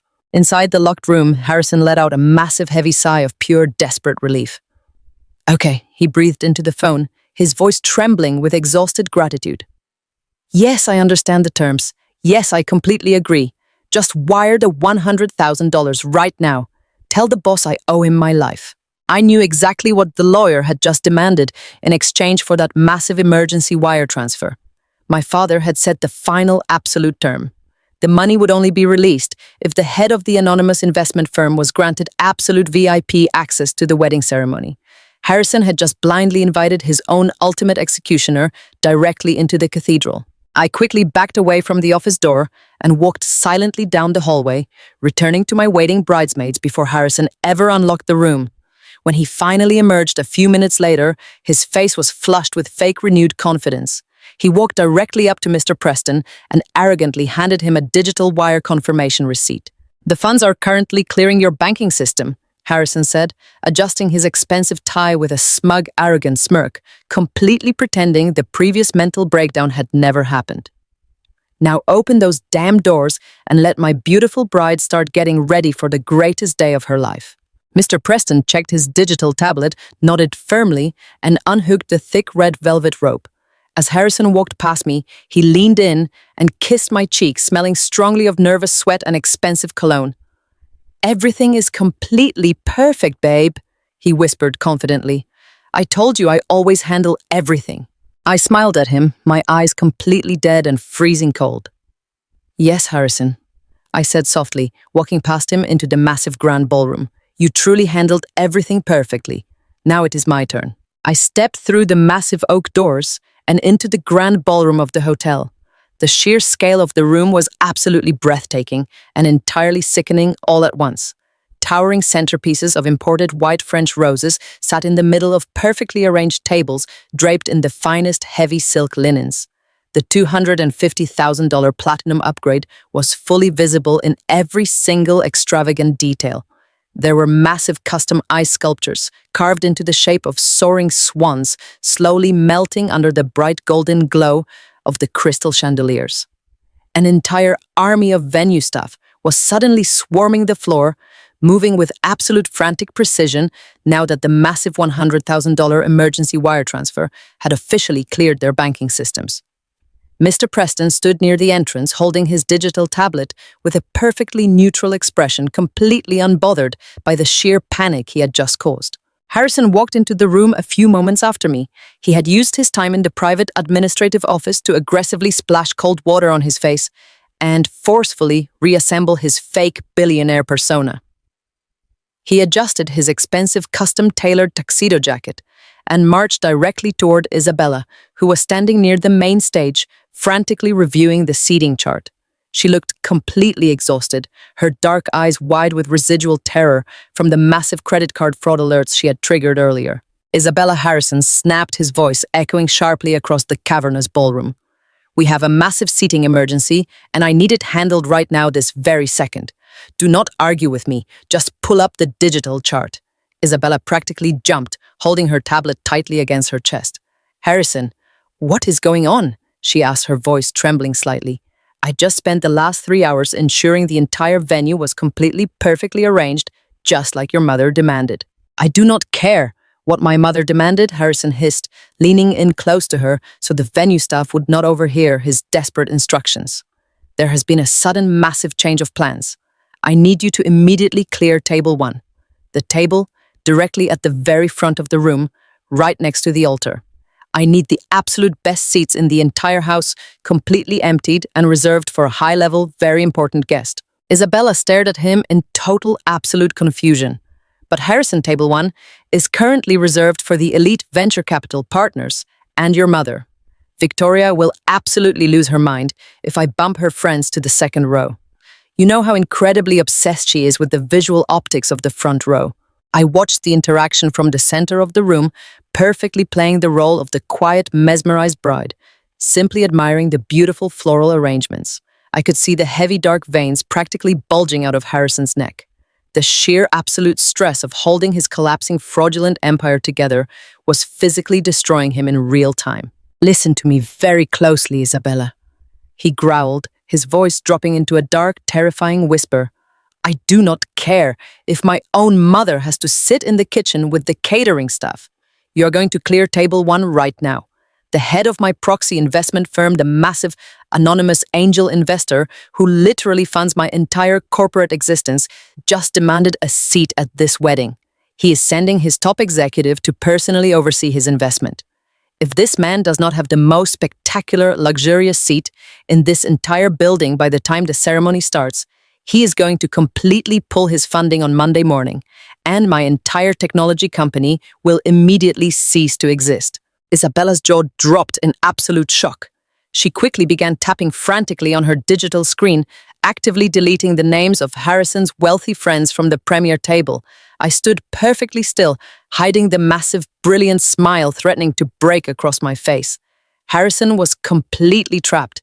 He was scrambling desperately, begging his own secret mistress to build a royal luxurious throne for the exact same people he had completely banned from the wedding just days ago. He had absolutely no idea that the terrifying corporate titan he was bending over backward to impress was the very same man who owned the modest organic farm in upstate New York. At that exact moment, Victoria sauntered into the grand ballroom holding a glass of early morning champagne. She was wearing a completely outrageous custom designer gown that looked far too close to a wedding dress for comfort. She took one look at Isabella, actively rearranging the seating assignments, and immediately marched over her expensive heels, clicking aggressively against the polished marble floor. "What in the world are you doing?" Victoria demanded, pointing her perfectly manicured finger directly at the wedding planner's digital tablet. "You cannot move the governor's wife to table 3. That is an absolute social disaster. Table 1 is strictly reserved for the highest tier of our elite society friends." "Mother, stop it!" Harrison barked, his patience entirely completely gone. He turned to face her, his eyes wide and wild with absolute raw panic. "We are moving them. I just had to invite a massive corporate investor at the absolute last possible second. The man is a total ruthless shark, and he literally forced his way into my wedding just to assert his dominance over my company. He practically held a gun to my head this morning. He demanded VIP access, and I had to give it to him." Victoria gasped, pressing her hand dramatically against her chest. "How absolutely incredibly rude," she declared, her voice dripping with extreme high society entitlement. "What kind of arrogant, classless billionaire aggressively forces his way into a private family wedding at the very last minute? That is simply dreadful behavior, Harrison. You should have told him no. You should have told him our guest list is completely closed to people with no basic social manners." I had to bite the inside of my cheek incredibly hard to stop myself from laughing out loud. The sheer spectacular irony of Victoria's complaint was almost too beautiful to handle. She was standing in a venue completely paid for by stolen money, wearing a dress purchased with stolen money, complaining about the horrible manners of the man she was currently robbing entirely blind. I could not tell him no. Mother Harrison practically screamed, his voice cracking under the massive suffocating pressure. "You do not understand anything about how the real corporate world works. This man holds the absolute keys to my entire future. If he wants to sit at table 1, he sits at table 1. If he wants to walk down the aisle and marry Jessica himself, I would probably have to let him. Just let Isabella do her job and stay out of my way today." Victoria looked completely, utterly shocked by her son's aggressive outburst. She snapped her mouth shut and turned away, aggressively sipping her champagne, while Isabella frantically ordered the venue staff to add extra imported velvet chairs to the front table. Harrison ran his trembling hands through his perfectly styled hair, taking a deep, ragged breath before turning his attention back to the room. He caught my eye from across the ballroom and instantly forced a brilliant, fake, charming smile onto his pale, sweating face. He walked over to me, wrapping his arms gently around my waist, playing the role of the perfect, loving fiancé. "Everything is going to be completely flawless today, babe," he whispered, kissing my cheek. "Just a minor last-minute seating adjustment for a very important business associate. You do not need to worry your pretty little head about a single thing. I want you to go upstairs right now and get into your beautiful dress. I will see you at the altar." I looked up at him, staring directly into his deeply lying, arrogant eyes. "You have worked so incredibly hard for this, Harrison," I said, my voice soft and perfectly sweet. "You truly deserve exactly what is coming to you today." He smiled arrogantly, completely missing the terrifying, lethal double meaning behind my words. I turned away from him and walked gracefully out of the grand ballroom, heading directly toward the private elevators. The hotel staff bowed their heads respectfully as I passed, completely unaware that they were looking at a woman walking toward an execution rather than a marriage. When I finally reached the massive luxury bridal suite on the top floor, my bridesmaids were already waiting for me, holding glasses of sparkling water and chatting excitedly about the groomsmen. I politely asked them to step into the adjoining lounge area, telling them I needed just a few quiet moments entirely alone to mentally prepare myself for the ceremony. They smiled sympathetically, thinking I was just overwhelmed with beautiful bridal emotions, and quietly closed the heavy double doors behind them. I was finally completely alone. The massive room was perfectly silent, except for the low, quiet hum of the central air conditioning. Hanging directly in the center of the room, suspended against the massive floor-to-ceiling glass windows, was my wedding dress. It was an absolute masterpiece of heavy white silk and intricate hand-stitched lace. I walked over to it, running my fingers slowly over the cold, smooth fabric. For a very brief, fleeting second, I thought about the naive, hopeful girl I had been when I first bought this dress a year ago. I had genuinely loved Harrison. I had genuinely believed we were building a beautiful, equal partnership based on mutual trust and respect. I had sacrificed my own comfort, my own savings, and my own peace of mind simply to see him succeed. But that naive, trusting girl was completely dead now. Harrison had systematically starved her to death with his endless cruel lies, his massive corporate theft, and his disgusting secret infidelity. The woman standing in this room right now was an entirely different creature. I stepped into the heavy silk dress, carefully pulling the tailored bodice up over my shoulders. I reached around and slowly pulled the long hidden zipper completely tight, locking myself directly into the expensive armor. I walked over to the massive illuminated vanity mirror and stared directly at my own reflection. The expensive makeup artists had done an absolutely flawless job. My skin looked perfectly smooth, my eyes were completely bright, and my dark hair was swept up into an elegant, complicated twist. I did not look like a poor blue-collar farm girl from upstate New York. I looked exactly like the brilliant, ruthless daughter of a massive corporate titan. I looked entirely unbreakable. I reached for my small white silk bridal clutch resting on the edge of the marble vanity. Inside the small bag resting right next to my favorite lipstick was the heavy antique silver pocket watch my father had given me for my college graduation. I picked it up, feeling the cold, solid weight of the metal in my palm. The steady, rhythmic ticking sound of the internal gears echoed quietly in the silent room. The time for hiding in the shadows was completely over. Suddenly, the quiet silence of the room was sharply broken by the bright buzzing sound of my cell phone resting on the vanity. I picked up the device and unlocked the glowing screen. There was a single new encrypted text message waiting for me from David. He had been sitting quietly in his secure law office all morning, meticulously preparing the final, devastating legal documents, while Harrison was busy having a complete mental breakdown in the hotel hallway. I opened the message and read the words very slowly, letting the absolute finality of the sentence wash completely over me. The trap is set. The papers are filed. I read the simple text message one more time, my heart beating with a slow, cold, powerful rhythm. The severe fraud clauses in the prenuptial agreement were now completely legally active. The massive mountain of undeniable digital evidence proving Harrison's corporate embezzlement and romantic infidelity was fully securely lodged with the presiding judge. The proxy holding company had officially initiated the hostile corporate takeover of his failing technology startup. Every single exit door in Harrison's entire fake luxurious life had just been permanently, aggressively slammed shut and heavily deadlocked from the outside. I locked my cell phone and dropped it carefully back into my small silk clutch. I picked up my massive trailing bouquet of imported white French roses, holding the beautiful heavy flowers perfectly still in front of my chest. I took one final deep, steadying breath, looking directly into my own dark eyes in the mirror. There was absolutely no fear left inside of me. There was absolutely no hesitation. There was only the pure, highly concentrated adrenaline of absolute, undeniable justice. I turned away from the mirror and walked directly toward the heavy wooden doors. The music was about to start. The elite wealthy guests were finally taking their seats, and Harrison was standing completely blindly at the end of the long white aisle, waiting patiently for his entire world to end. The heavy mahogany doors of the massive bridal suite were closed tightly, shutting out the distant, muffled sounds of the string quartet warming up on the grand terrace. My bridesmaids had already gone down to the main lobby to line up, leaving me entirely alone for the final 10 minutes before the ceremony. I stood perfectly still in the center of the room, listening to the profound silence. I looked down at my hands. They were not shaking at all. I was wearing a custom couture gown made of heavy white silk and delicate hand-stitched French lace. The dress weighed nearly 20 pounds, and it felt exactly like a suit of medieval armor. I turned slowly toward the illuminated vanity mirror, taking one last analytical look at my reflection. My dark hair was perfectly pinned, my makeup was completely flawless, and my expression was entirely cold.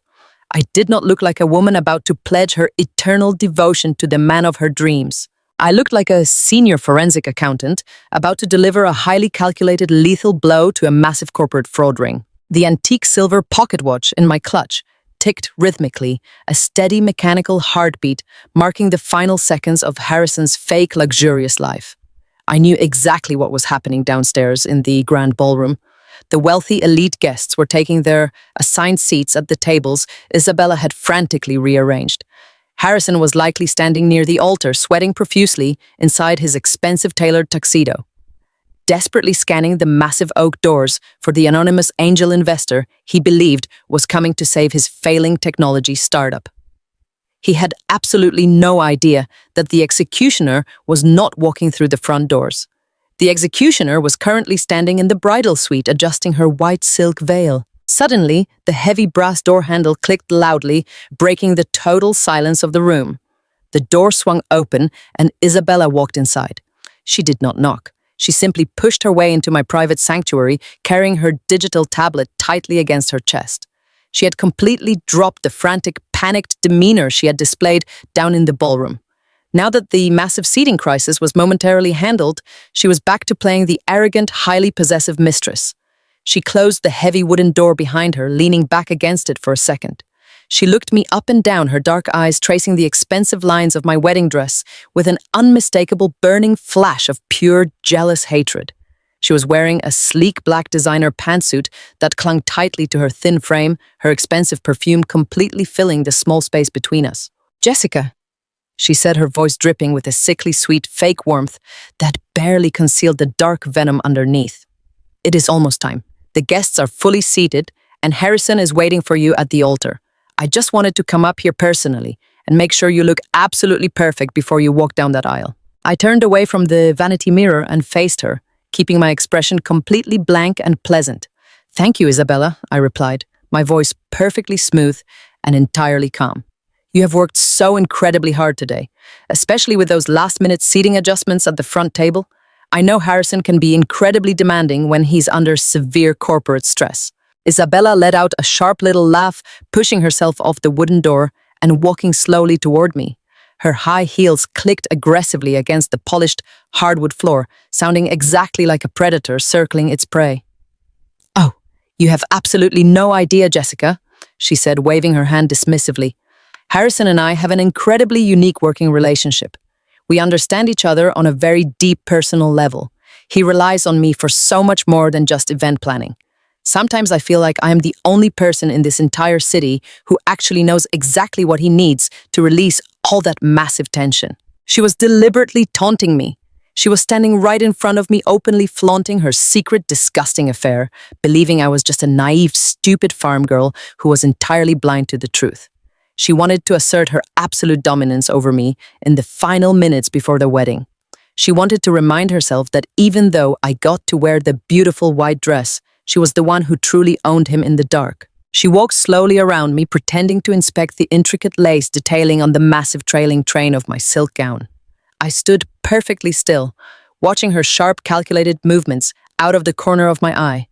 Her breathing was slightly elevated, I could see the frantic, desperate energy radiating off her skin. She was still terrified by the massive credit card fraud alerts from earlier this morning, and she was channeling all of that highly toxic nervous energy directly into petty vindictive jealousy. "This dress is incredibly extravagant, Jessica," Isabella murmured, stopping directly behind me. "It must have cost an absolute fortune. It is almost a little too heavy for a spring wedding, do you not think? It would be a complete tragedy if something were to accidentally happen to this fragile French lace right before you walked out the door." I saw it happening in the mirror a fraction of a second before she actually moved. She shifted her body weight completely onto her left leg, lifting her right foot slightly. She was aiming the sharp-pointed stiletto heel of her expensive black shoe directly over the most delicate sheer section of my trailing lace train. At the exact same moment, she reached her hand down her perfectly manicured fingers, curling into rigid claws, intending to aggressively grab the heavy silk fabric and violently rip it straight down the middle seam. She was going to completely destroy my wedding dress and play it off as a clumsy, tragic accident just to humiliate me in front of hundreds of elite guests. My reaction was completely instantaneous and entirely brutal. I spun around, dropping my massive floral bouquet directly onto the floor. Before her sharp stiletto heel could even touch the delicate lace, or her manicured fingers could grab the silk fabric, my hand shot out like a lightning bolt. I grabbed her right wrist mid-air in a highly aggressive vice-like grip. I did not just hold her hand away, I locked my fingers completely around the fragile bones of her wrist and aggressively twisted her arm downward, forcing her instantly off balance. Isabella gasped loudly in absolute shock, her dark eyes flying wide open. She tried to yank her arm violently backward, but I stepped directly into her personal space, closing the physical distance between us entirely. I gripped her wrist so incredibly hard, I could physically feel her pulse hammering frantically, wildly out of control against my palm. The fake, sickly sweet smile vanished from her face, instantly replaced by sheer raw terror as she looked directly into my cold, dead eyes. "Let go of me," she hissed, her voice trembling as she struggled uselessly against my iron grip. "You are hurting me, Jessica. What is wrong with you?" I did not yell. I did not raise my voice a single decibel. I simply leaned forward until my lips were less than an inch away from her ear. "Routing transit number 0420000013. I whispered, my voice vibrating with absolute freezing, lethal precision. "Account ending in 8814. Registered under the name Isabella Montgomery at the Central Downtown Branch." Isabella stopped struggling completely, instantly, freezing like a terrified rabbit caught directly in the headlights of a massive speeding truck. All the blood violently drained from her contoured face, leaving her skin a sickly grayish white. I kept my voice incredibly low, murmuring the terrifying financial numbers directly into her ear, like a dark romantic secret. A massive wire transfer of $15,000 on a random Tuesday in November. I continued my grip tightening around her wrist until she let out a quiet whimper of actual physical pain. Another wire transfer of $20,000 on a Thursday in January. 3 separate massive payments totaling exactly $50,000, secretly siphoned from a highly leveraged corporate account and deposited directly into your personal checking account. All perfectly coinciding with specific late-night weekend reservations at the luxury downtown hotel. The exact same hotel where Harrison completely refuses to sleep on his left side because of his old college hockey injury. She was physically shaking now. Her entire body was trembling so violently, her teeth were actually chattering. She finally realized the absolute terrifying magnitude of the situation. She was not standing in a room with a naive, stupid farm girl. She was trapped in a room with an apex predator who had systematically tracked every single digital footprint she had ever left in the dark.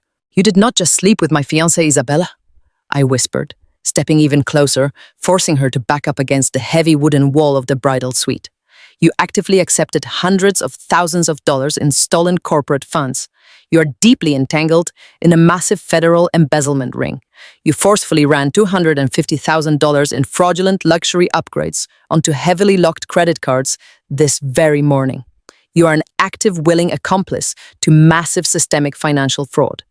And I have every single encrypted bank ledger, every single hidden routing number, and every single digital receipt fully downloaded and currently sitting on the desk of a highly aggressive federal judge." "No," Isabella choked out, tears of pure absolute terror welling up in her wide dark eyes. "Please, Jessica." I did not know the money was stolen. Harrison told me it was his personal wealth. I swear to you, I did not know anything about the corporate accounts. Do not lie to a forensic accountant, Isabella. I said, my voice dropping into a dark, terrifying register. It insults my intelligence, and it seals your fate. Harrison is going to federal prison for a very long time. His entire fraudulent technology company is being completely seized by the proxy investors as we speak. His mother is being foreclosed on the next week. They are all going down in magnificent absolute flames today. The only question remaining right now is whether or not I decide to let you burn in the exact same massive fire. I finally released her wrist, pushing her away from me with a look of pure absolute disgust. She stumbled backward, almost tripping over her own expensive high heels, clutching her bruised arm tightly against her chest. She was sobbing quietly now, her perfect makeup running down her pale cheeks in dark, messy streaks. "Run, Isabella," I commanded, pointing perfectly straight at the heavy wooden door. "Pick up your tablet and run completely out of this hotel before the federal authorities arrive to secure the building. If I ever see your face again, or if I ever find out you warned Harrison about what is coming for him, I will personally hand your specific routing numbers directly to the federal prosecutors, and I will make sure you share a tiny concrete cell with him. Now get out of my sight." She did not hesitate for a single second. She practically threw herself at the heavy wooden doors, violently twisting the brass handle with shaking, terrified hands. She tore the door open and sprinted wildly down the carpeted hotel hallway, abandoning her digital tablet directly on the floor. She did not look back. She ran exactly like a criminal fleeing a massive burning building. I stood alone in the quiet bridal suite, listening to the frantic sound of her high heels fading away into the distance. I calmly bent down and picked up my beautiful floral bouquet, brushing a single loose white rose petal off the heavy silk fabric of my dress. I walked back over to the vanity mirror, perfectly smoothing a tiny wrinkle in my long white veil.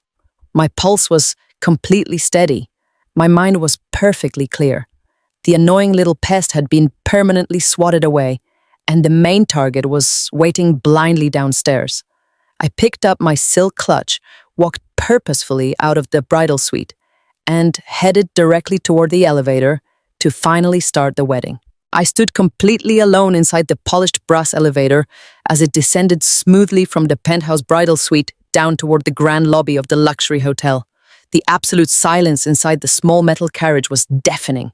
I closed my eyes and focused entirely on the steady, rhythmic breathing, expanding my chest against the heavy, tight bodice of my custom silk gown. I had spent the last 3 years of my life quietly shrinking myself to perfectly fit inside Harrison's massive, fragile ego.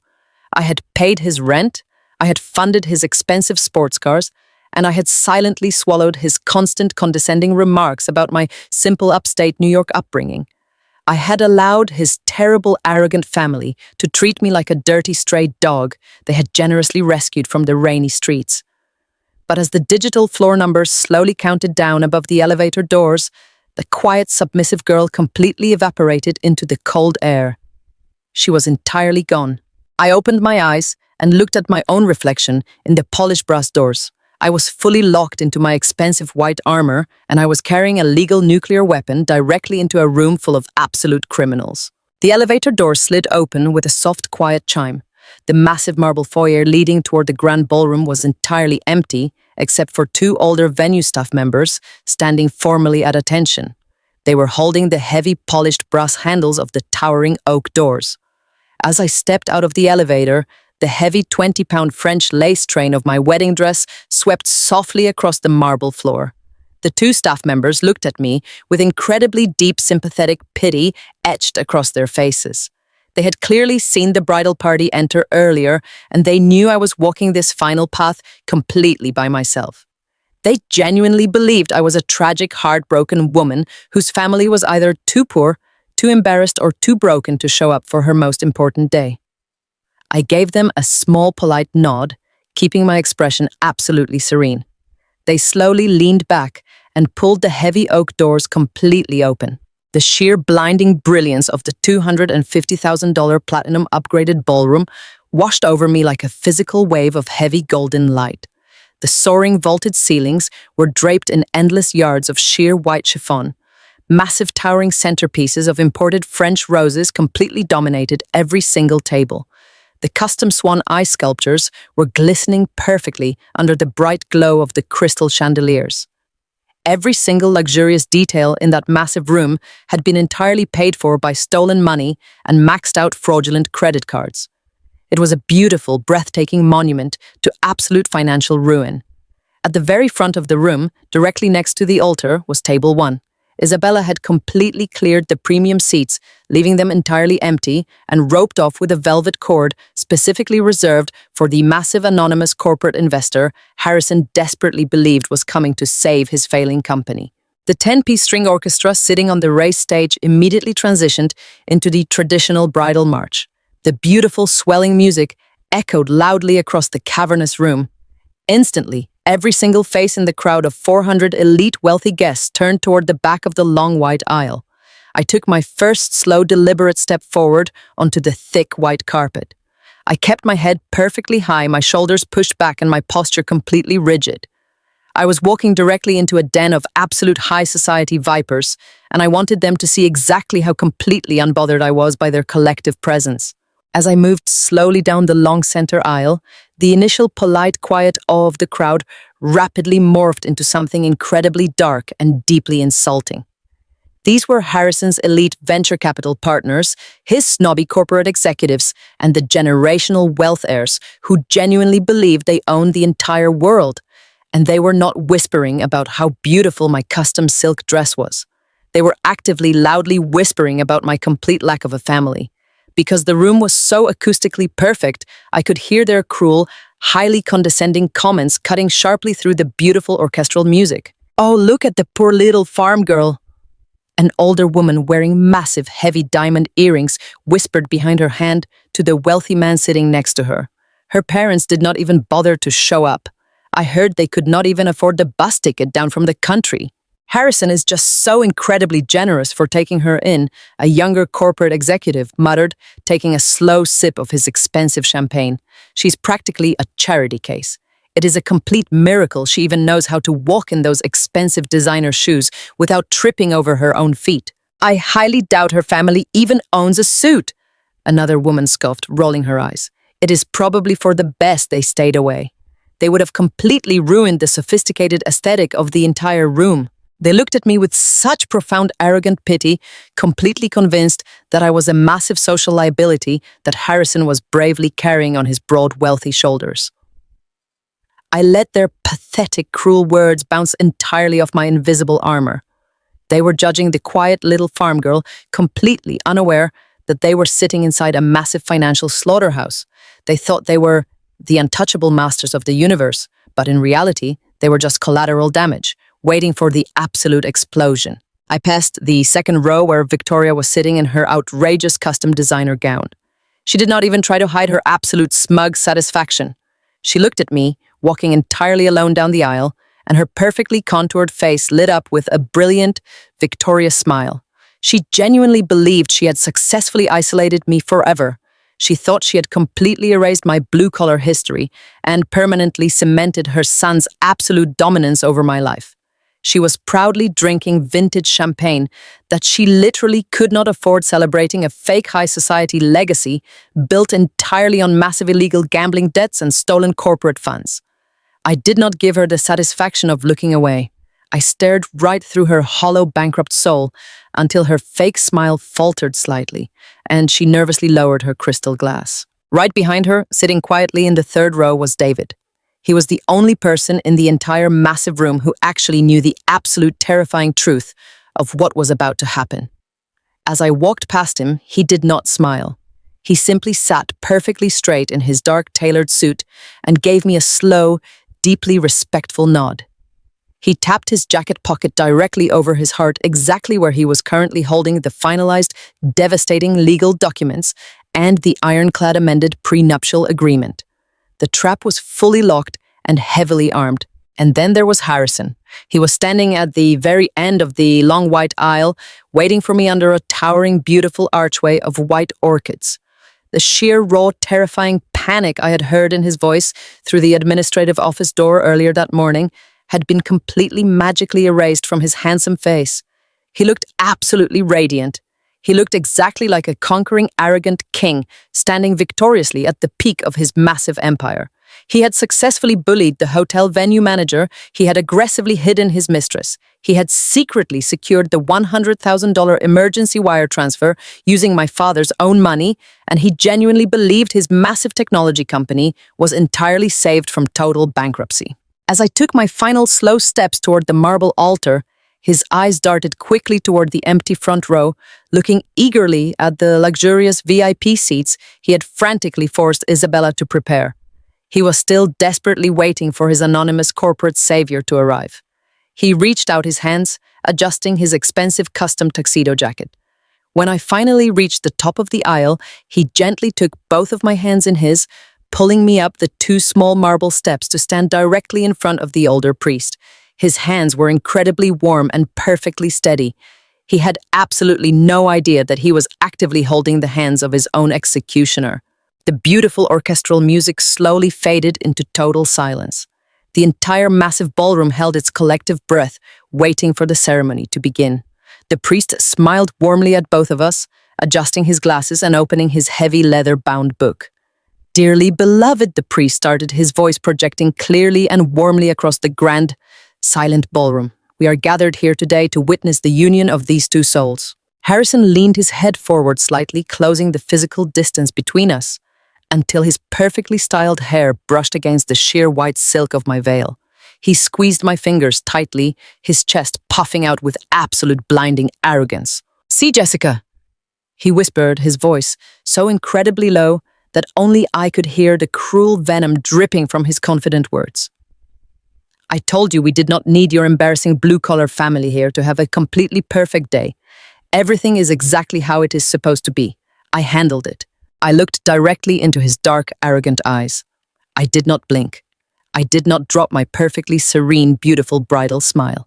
I let him hold on to his fake absolute victory for one final beautiful, agonizing second before I completely pulled the pin on the grenade.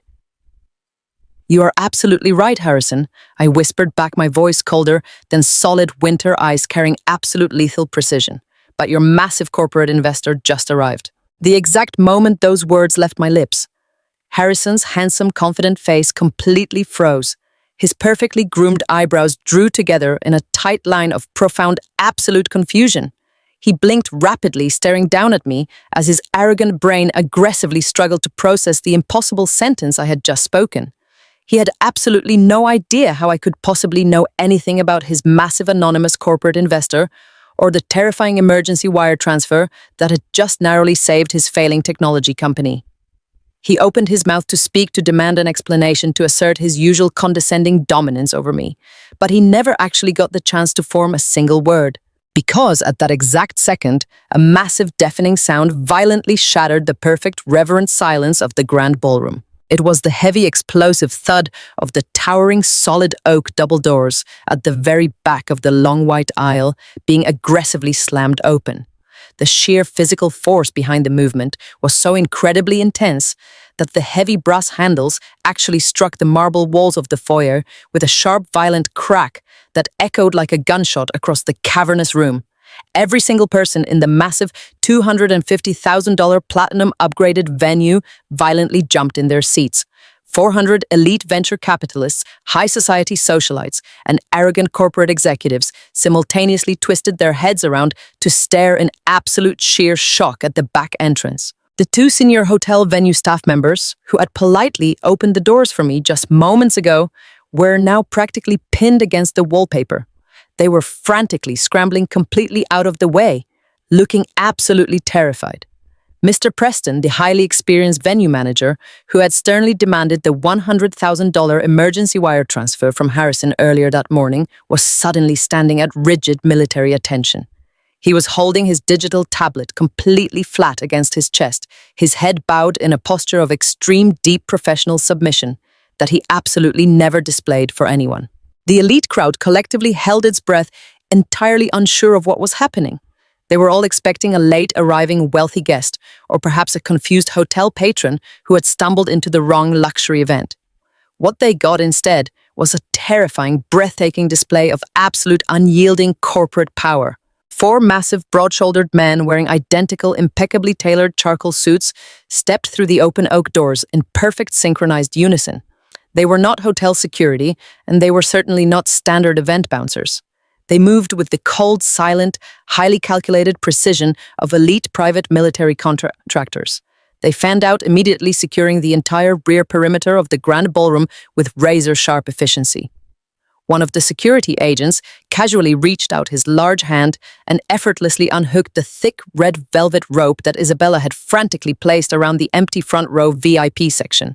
He let the heavy brass hook drop directly onto the polished marble floor with a loud ringing clatter. A massive collective gasp violently ripped through the entire seated crowd.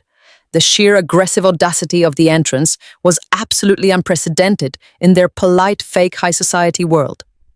Victoria, who was sitting in the second row, completely dropped her vintage crystal champagne flute. It hit the floor and shattered into a dozen glittering pieces, but she did not even notice. She was staring at the back doors, her jaw physically hanging open in complete, unadulterated shock. And then my parents finally stepped out of the bright shadows of the hotel hallway and directly into the glowing golden light of the grand ballroom. The wealthy elite guests had spent the entire morning aggressively whispering cruel, terrible jokes about my absent family. They had proudly painted a pathetic mental picture of poor struggling dirt farmers wearing dirty polyester suits and worn-out work boots who were far too humiliated to show their blue-collar faces in a luxury hotel. But the two people standing at the back of the long white aisle did not look anything like poor struggling farmers. They looked exactly like ruthless, untouchable royalty. My father Marcus was a man who had spent the last 40 years systematically buying up and aggressively dominating the commercial real estate market across the entire tri-state area. He usually preferred to spend his retirement hiding on his quiet organic farm, wearing comfortable old flannel shirts and faded denim jeans, simply because he hated the pretentious, shallow nature of extreme wealth. But today, he was not hiding. Today, he was the brilliant chief executive officer of Vanguard Holdings, and he was dressed exactly for a corporate execution. He was wearing a custom-measured, handcrafted Tom Ford tuxedo made of the darkest midnight blue wool. The exquisite tailoring perfectly accentuated his broad shoulders and his tall, commanding presence. His silver hair was perfectly, immaculately groomed, and a heavy, solid platinum luxury watch gleamed quietly against his crisp white French cuff. He did not look around the room with the nervous, eager energy of a man desperately trying to fit into high society. He looked at the massive grand ballroom exactly like a man who could effortlessly purchase the entire luxury hotel building in cash and tear it completely down to the ground just for fun. Walking perfectly in step directly beside him, holding his arm with elegant, casual grace, was my mother, Evelyn. She had completely abandoned the dirty gardening gloves and the woven sun hats she loved to wear while tending her heirloom tomatoes. She was wearing a breathtakingly beautiful vintage Chanel couture gown made of heavy dark emerald silk that draped flawlessly across her figure. The deep, rich color made her incredibly sharp, intelligent eyes look absolutely piercing. Resting beautifully against her collarbone was a genuine antique diamond necklace that caught the bright light from the crystal chandeliers and threw blinding, brilliant sparks across the room. She looked absolutely spectacular, radiating a terrifying, quiet elegance that made Victoria's loud custom designer gown look exactly like a cheap, embarrassing costume. The massive, crowded room was so completely silent that the only sound was the soft, measured clicking of my mother's expensive heels and the heavy, solid footsteps of my father as they began their slow, deliberate walk directly down the center of the long white aisle. The aggressive, cruel whispers that had filled the air just moments before were instantly, violently replaced by a completely different kind of frantic murmuring. The arrogant corporate executives and the wealthy venture capitalists in the crowd did not recognize my parents as the embarrassing farm family Harrison had viciously mocked. They recognized them instantly as absolute apex predators of the financial world. Is that Marcus Vanguard, a powerful banking executive, sitting in the fourth row, whispered frantically to his wife, his face completely pale. What is he doing here? He never attends public social events. He is practically a ghost.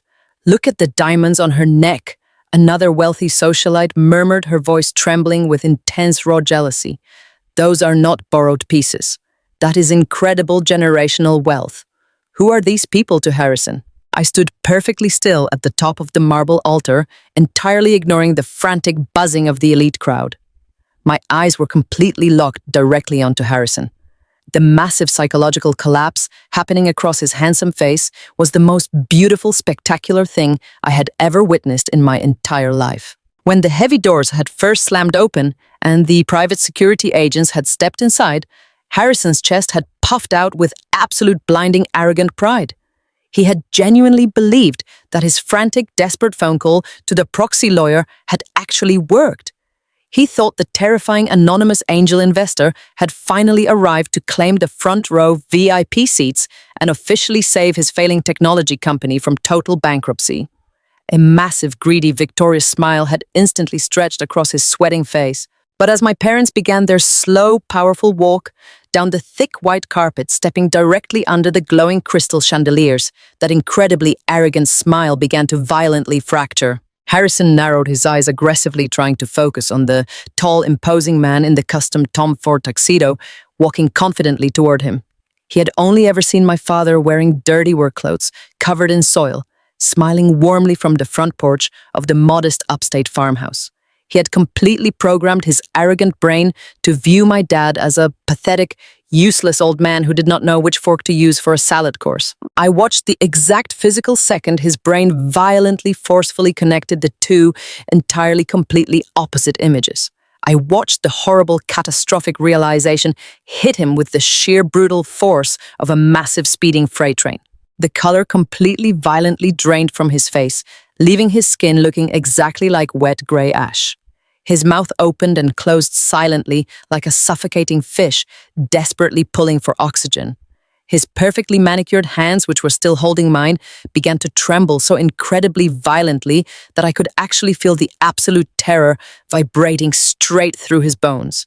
His dark eyes darted frantically, wildly between my father's incredibly cold, sharp face and my perfectly calm, serene, bridal smile. He looked down at my hands, pulling his fingers away, exactly as if my skin had suddenly turned into burning hot coal. He took a massive stumbling step backward, almost tripping entirely over the bottom step of the marble altar. He bumped aggressively into the older priest, who let out a small, confused gasp, but Harrison did not even apologize. He could not speak. He could not breathe. He was completely, entirely paralyzed by the sheer absolute magnitude of the terrifying reality currently marching directly toward him. My parents did not stop walking. They did not look at the 400 elite guests staring at them in absolute shock. They did not look at Victoria, who was currently hyperventilating in the second row, slowly realizing that the massive anonymous billionaire her son was desperately trying to impress was the exact same man she had aggressively banned from the venue. They walked straight up to the very front of the massive grand ballroom, entirely bypassing the luxurious empty VIP table. Isabella had frantically prepared for them. The private security detail seamlessly stopped at the edges of the front row, standing completely, perfectly still, with their hands folded sharply in front of them, creating an absolute physical barrier between my family and the rest of the arrogant room. My father stepped directly up to the base of the marble altar, his polished shoes stopping mere inches away from where Harrison was currently violently trembling. My father did not look angry. He did not look embarrassed. He looked completely, utterly, completely devoid of all human mercy. He slowly reached his large hand into the inner breast pocket of his custom-measured tuxedo jacket and pulled out a thick, heavy manila envelope, holding it perfectly still in the silent room. "Harrison," he said, his deep, gravelly voice projecting loudly and effortlessly across the entirely silent ballroom, echoing against the high-vaulted ceilings with absolute terrifying authority. "I believe you specifically demanded my presence here today." The words my father spoke hung in the absolute dead silence of the massive grand ballroom. The deep, gravelly voice echoed off the soaring vaulted ceilings and bounced against the towering custom ice sculptures. Harrison stared at the tall, imposing man standing at the base of the marble altar. For a very long, agonizing moment, Harrison's brain violently, forcefully rejected the incoming information. It was physically impossible for his highly arrogant mind to comprehend that the poor, struggling farm owner he had aggressively banned from the wedding was the exact same terrifying corporate billionaire he had been begging for money on his hands and knees just 2 hours ago. The massive psychological dissonance completely short-circuited his entire nervous system, his face flushed with the sudden furious dark red heat. The sheer blinding panic rapidly mutated into desperate defensive violent rage. He turned his head frantically, looking at the 5 large, arrogant groomsmen standing in a neat row directly to his right. These were his wealthy venture capital buddies, the men who constantly enabled his massive financial lies and loudly stroked his fragile ego at the expensive country clubs. Harrison stepped forward, aggressively waving his trembling hands toward the back of the room. "Get them out of here!" Harrison hissed, his voice cracking with intense, raw desperation. He did not use a microphone, but the ballroom was so completely, perfectly silent that his frantic whisper carried easily to the first few rows of seated elite guests. "Get these absolute nobodies out of my venue right now." He pointed a violently shaking finger directly at my parents. "They are wedding crashers. They do not belong here. They are poor, pathetic dirt farmers from upstate. Throw them out into the street this very second." The groomsmen shifted incredibly uncomfortably in their expensive custom-tailored suits. They were used to aggressively bullying young waiters at expensive restaurants and intimidating junior corporate staff members in glass boardrooms. But looking down the long white aisle at my father and the 4 massive highly trained private security contractors blocking the heavy oak doors, they suddenly realized they were completely, entirely out of their league. One of the groomsmen, a tall, wealthy heir to a massive shipping fortune, actually took a very slow, deliberate step backward, physically hiding himself slightly behind the large floral arrangement next to the stage. None of them moved a single muscle to help their supposed best friend.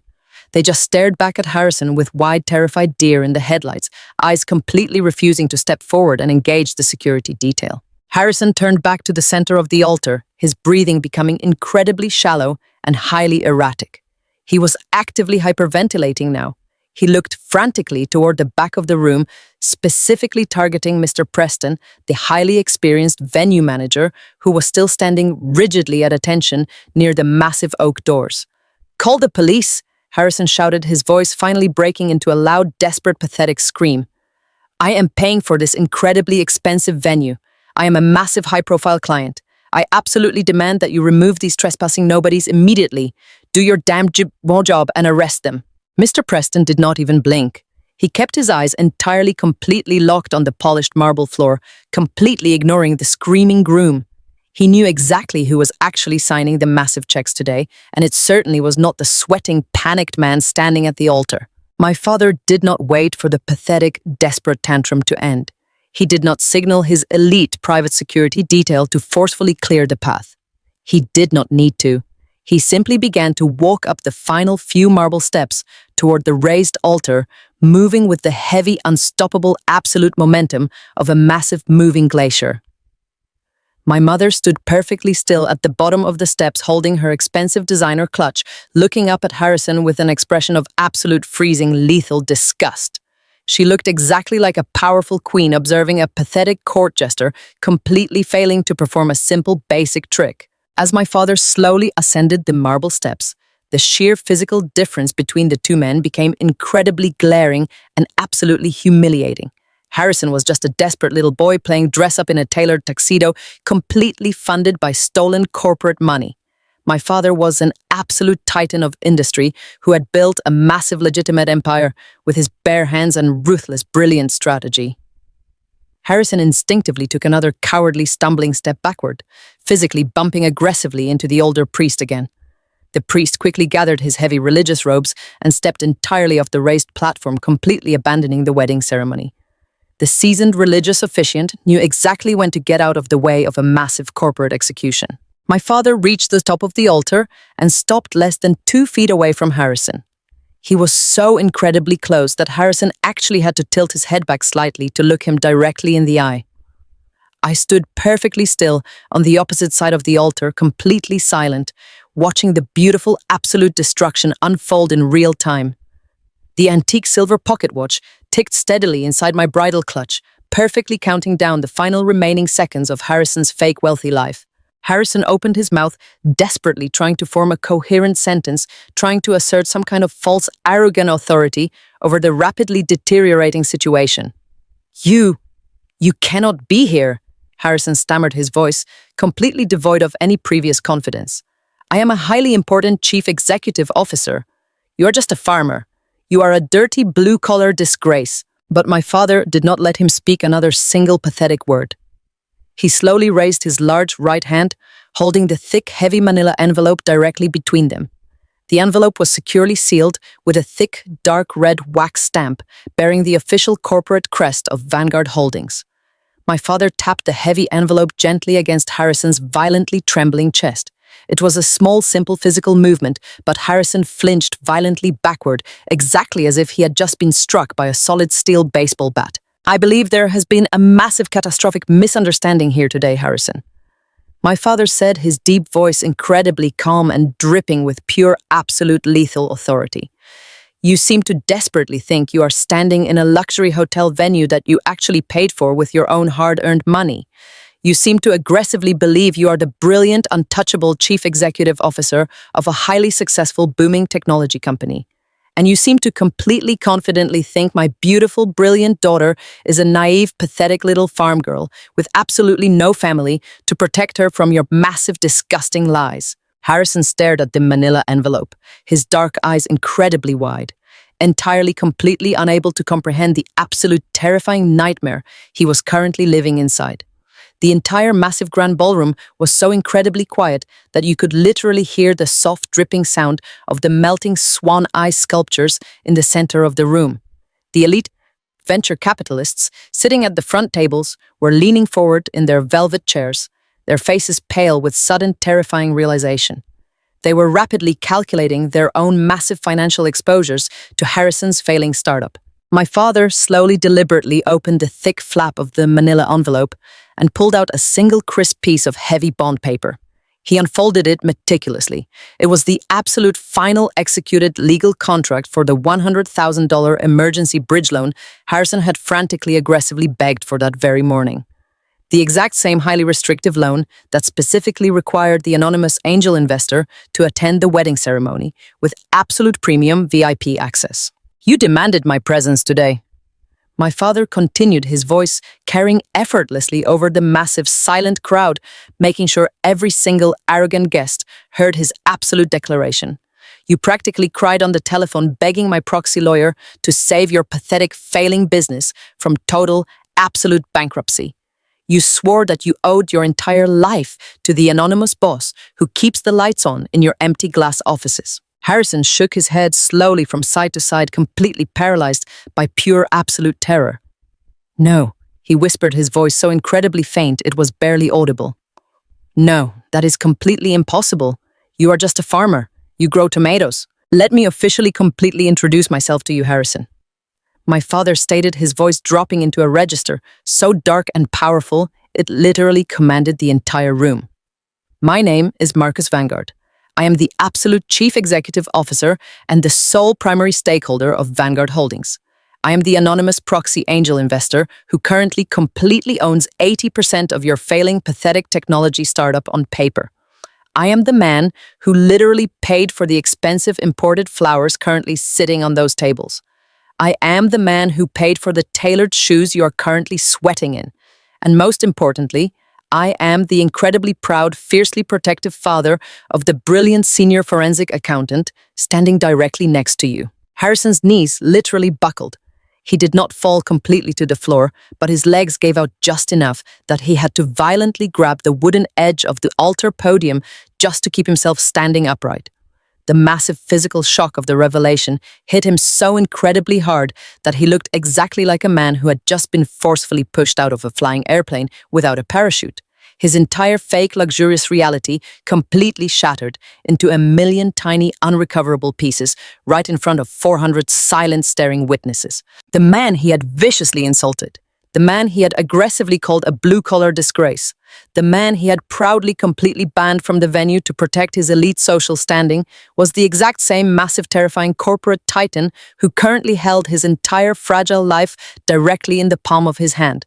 and my father was absolutely getting ready to violently crush him into absolute dust. The silence in the grand ballroom was so profound that it felt like the oxygen had been completely sucked out of the entire room.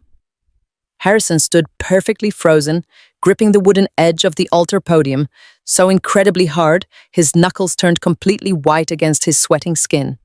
He was desperately trying to process the catastrophic reality that the man he had viciously ridiculed and banned was actually Marcus Vanguard, the terrifying anonymous billionaire who owned his entire life. He looked at my father, and then he looked directly at me, his eyes wide and completely hollow. There was absolutely no arrogant spark left inside him. There was only the terrifying realization of absolute total doom. Down in the second row, Victoria finally understood what was happening. She had spent the entire morning loudly complaining about the mysterious, rude billionaire who aggressively forced his way into her elite social event. Now she was staring directly at the incredibly wealthy titan she had been actively robbing blind to quietly pay her underground gambling debts. The sheer massive magnitude of the situation crashed down upon her all at once. She let out a high-pitched, completely breathless gasp, clutching her chest as her perfectly contoured face turned the exact color of wet chalk. Without a single word, Victoria completely collapsed, falling sideways out of her imported velvet chair and hitting the polished marble floor in a crumpled heap of expensive designer silk. The wealthy elite socialites sitting next to her shrieked in absolute horror, frantically waving their hands to fan her pale face. But Harrison did not even look down at his unconscious mother. He was entirely paralyzed, staring straight ahead at his own ultimate executioner. Before the massive chaos could fully erupt across the seated crowd, David stood up from his chair in the third row. He calmly adjusted the pristine cuffs of his dark-tailored suit and stepped out directly into the center aisle. For the entire duration of my relationship with Harrison, David had always been the quiet, long-suffering brother-in-law who sat silently in the corner, drinking dark scotch and ignoring his arrogant, delusional in-laws. But as he walked purposefully up the marble steps toward the illuminated altar, the quiet, submissive brother-in-law completely vanished into thin air. He was now operating strictly in his true capacity as a senior partner at one of the most ruthless, highly aggressive corporate law firms in the country. He moved with cold, absolute authority, entirely bypassing the terrified groomsmen who physically shrank away from him and stepping directly next to my father. David reached inside his expensive suit jacket and pulled out a thick, heavy stack of formal legal documents printed on crisp, watermarked paper. He did not look at Harrison with any sympathy or lingering family affection. He looked at him exactly like a brilliant surgeon examining a highly malignant tumor right before completely cutting it out. Harrison David said, his deep authoritative voice carrying perfectly across the massive silent ballroom, bouncing off the soaring vaulted ceilings. I am officially standing here today, acting as the primary legal corporate counsel for Vanguard Holdings. You are formally being served with immediate, absolute termination papers. Effective as of this exact second, you are permanently removed from your position as Chief Executive Officer of your technology startup. The wealthy venture capitalists sitting in the front row collectively gasped, suddenly violently realizing their own massive financial investments were actively burning to the completely ground. Harrison desperately tried to shake his head, trying to deny the horrifying reality, but his arrogant voice was completely gone. David smoothly opened the thick legal file and began to read the devastating criminal charges out loud so every single elite guest in the room could hear exactly who Harrison truly was behind closed doors. Over the past 36 months, you have systematically, completely embezzled millions of dollars from Vanguard Holdings, proxy investment accounts, David announced, reading directly from the financial audit I had successfully compiled. You have actively falsified complex corporate ledgers, completely drained your own dedicated employee payroll accounts, and funneled massive amounts of stolen corporate cash directly to illegal high-stakes gambling syndicates, simply to secretly cover the catastrophic, terrifying debts incurred by your mother. A massive, heavy wave of shocked, frantic whispering violently ripped through the elite crowd. People were actively staring down at Victoria's unconscious body on the marble floor with absolute freezing disgust. But David was not even close to being finished. He slowly turned the heavy page, his dark, intelligent eyes locking onto Harrison's sweating, pale face. Furthermore, David continued, his voice echoing like absolute thunder. You have illegally diverted over $50,000 in stolen corporate funds directly into the personal private checking account of your wedding planner, Isabella Montgomery, specifically to secretly finance an ongoing, disgusting romantic affair with her.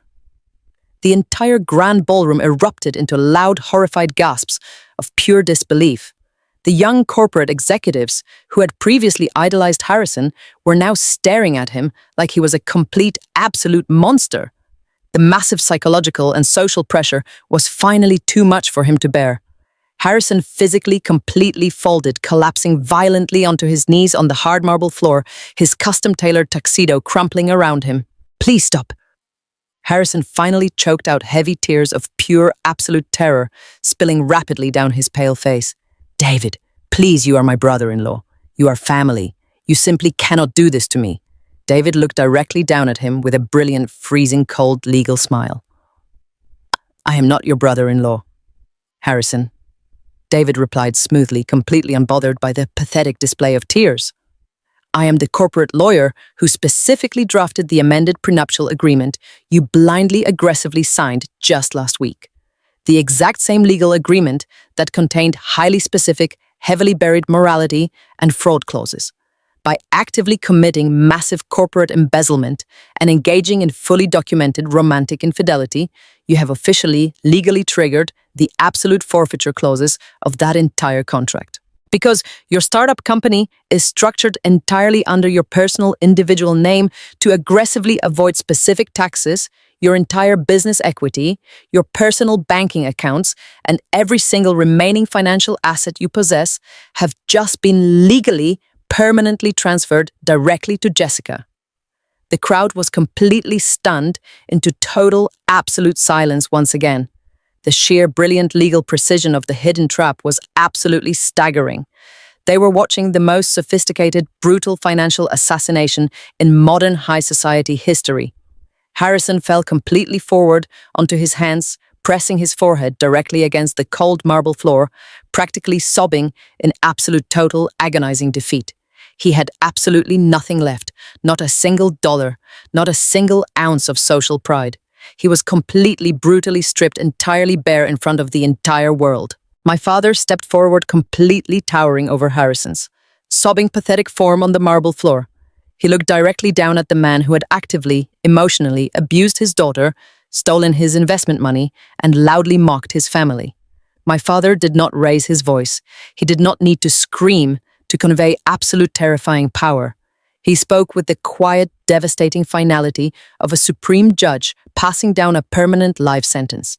Harrison, my father said slowly, his words cutting directly through the air like sharp, heavy steel blades. You thought you were incredibly, exceptionally clever.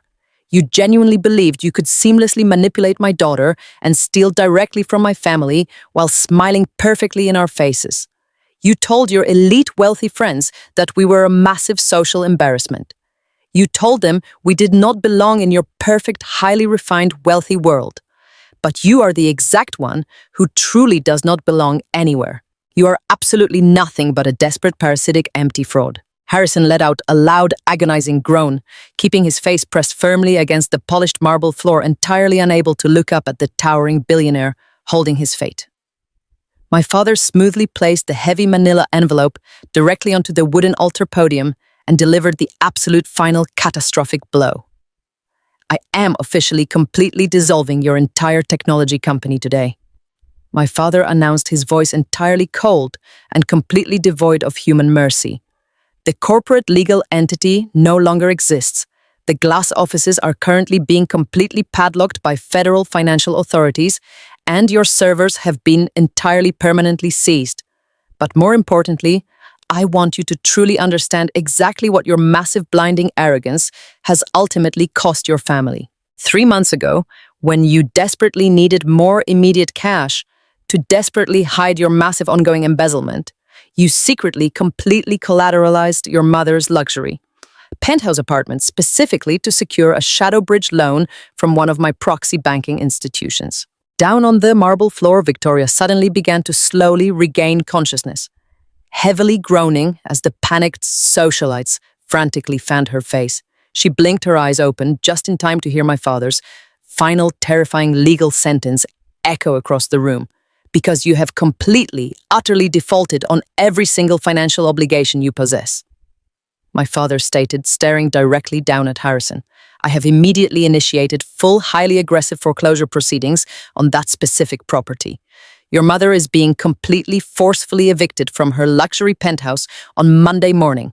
You have entirely permanently bankrupted yourself. You have completely destroyed your own company, and you have literally rendered your own mother entirely homeless. The sheer absolute totality of the destruction was completely, utterly overwhelming. Harrison was sobbing violently, his expensive tailored tuxedo completely soaked in nervous sweat and terrified heavy tears.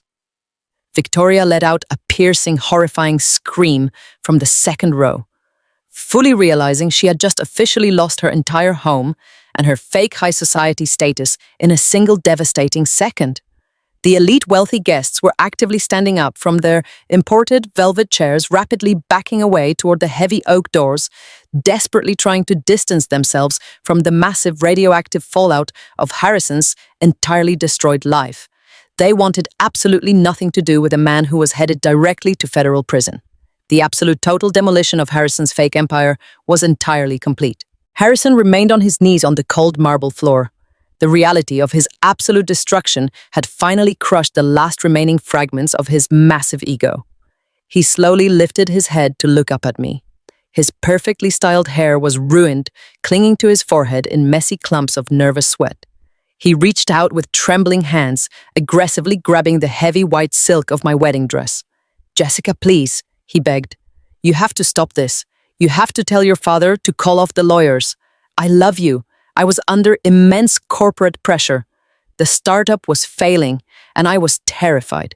I never meant to hurt you. I will do anything you want. I will go to a rehabilitation center. I will sign whatever documents David wants me to sign. Just please, do not let them send me to federal prison. Do not let them take away my entire life." He was crying so violently that his breathing was reduced to rapid, shallow gasps. The wealthy elite guests, sitting in the massive grand ballroom, watched him beg in absolute stunned silence. No one moved to comfort him, no one offered to help him stand up. He was now completely alone. I stood perfectly still, looking down at the man I had spent the last 3 years desperately trying to save. I waited for the familiar wave of deep emotional pain to hit me. I waited to feel the crushing heartbreak of a betrayed bride on her wedding day. But absolutely nothing came. My chest was completely empty. The burning anger that fueled my silent investigation had entirely evaporated, leaving behind nothing but absolute clarity. I looked at his hands desperately clutching the beautiful, expensive French lace of my gown, the hands that had happily swiped my credit cards to fund his lavish lifestyle, the hands that had secretly texted his mistress from the luxury downtown hotel, the hands that had aggressively pointed at my parents, calling them a massive blue-collar disgrace just moments ago. He was not sorry for committing federal fraud. He was not remorseful for draining his employees' payroll accounts or bankrupting his own mother. He was only crying because he had finally been caught by the exact people he thought he had successfully outsmarted. I reached down and firmly grabbed his wrist, peeling his trembling fingers off my wedding dress. I did not want his desperate, dirty hands touching the expensive fabric I had paid for. I took a slow, deliberate step back, creating a clear physical boundary. I slowly raised my left hand, holding it up in the bright, glowing light of the massive crystal chandeliers. Resting on my finger was the diamond engagement ring Harrison proudly gave me a year ago. He had loudly bragged to all of his wealthy friends about how incredibly expensive the custom-cut stone was, but I knew the absolute truth now. He had purchased this ring using stolen corporate funds directly embezzled from my father's proxy investment firm. I was literally wearing the physical evidence of his financial crimes. I used my right hand to slowly slide the heavy diamond ring off my finger. The cold metal slipped easily over my knuckle. I held the ring tightly in my palm, feeling the sharp edges of the expensive stone pressing directly into my skin. Harrison watched my hands with wide, terrified eyes, his chest heaving as he sobbed on the marble floor. He knew exactly what this single physical gesture meant. It was the absolute final severing of our entirely fake relationship. There was absolutely no going back. There was no forgiveness. There was only the brutal, terrifying reality of the massive legal consequences rapidly approaching him. I slowly leaned down, closing the physical distance until I was looking directly into his red, swollen eyes. I calmly reached out and dropped the heavy diamond engagement ring directly into the front pocket of his expensive tailored tuxedo jacket. The ring landed with a soft, quiet thud against the dark fabric. "You said my family was a disgrace, Harrison?" I stated, my voice completely calm and echoing with absolute lethal precision across the silent room. "You told your elite friends we were embarrassing nobodies who did not belong in your perfect, highly refined world. But the only disgrace here is a man who builds his entire kingdom on a woman's dime, only to completely forget who actually owns the bank." Harrison let out a loud, agonizing wail, dropping his face back down onto the cold, polished marble, completely destroyed by the sheer absolute truth of my words. I stood up perfectly straight, adjusting the heavy white silk of my gown. I did not look at him again. I turned my back completely on the pathetic, weeping man on the floor. I looked directly at my father, who gave me a massive, deeply proud smile. My mother reached out and gently squeezed my hand, her eyes shining with fierce protective love. David stood right beside them, holding the legal file, satisfied that absolute justice had been perfectly served today. We did not say another single word to anyone inside that massive room. I linked my arm firmly through my father's arm. My mother and David walked proudly right beside us. We turned around and began our slow, powerful walk back down the long white aisle. The elite venture capitalists and arrogant socialites sitting in the velvet chairs scrambled out of our way. The crowd parted silently, exactly like the Red Sea, terrified of accidentally making eye contact with the massive corporate executioners walking past them. We walked directly through the heavy oak double doors, leaving Harrison completely, entirely alone in his fake $250,000 platinum upgraded ballroom to face the incoming federal authorities and the absolute ruins of his completely shattered life. The massive heavy trap had violently snapped, completely shut, and I was finally walking completely free out into the bright, beautiful sunlight. The aftermath of that day was absolute spectacular perfection. We did not let the $250,000 platinum upgraded venue go to waste for a single second of that incredible day. Once Harrison was completely escorted out of the building by the Stern Hotel security, my father simply turned to Mr. Preston and handed him a massive, solid black credit card. He told the highly experienced venue manager to immediately open the heavy oak doors and let the real party begin. We did not have a depressing, cancelled wedding reception that afternoon. We had a massive, beautiful celebration of my absolute financial and emotional freedom. The arrogant venture capitalists and the fake high society socialites had all frantically fled the building, terrified of the massive radioactive legal fallout, leaving the entire grand ballroom completely empty for the people who actually mattered. My parents, David, and a small handful of my closest loyal friends took over the premier VIP table. We ate the imported sustainable caviar. We drank the incredibly expensive vintage champagne that Harrison had illegally tried to put on my personal tab. We laughed until our sides physically hurt. When the sun finally set over the glowing city skyline, the massive custom fireworks display exploded brightly over the grand terrace, painting the entire night sky in brilliant shades of gold and crimson. David stood up, raising his crystal glass high in the air, and delivered a beautiful, hilarious toast to absolute justice and the complete demolition of toxic, arrogant men. It was the absolute best night of my entire life and a perfect new beginning. The following months brought a massive wave of absolute terrifying consequences for Harrison and his fake wealthy family. The federal financial authorities did not waste a single second.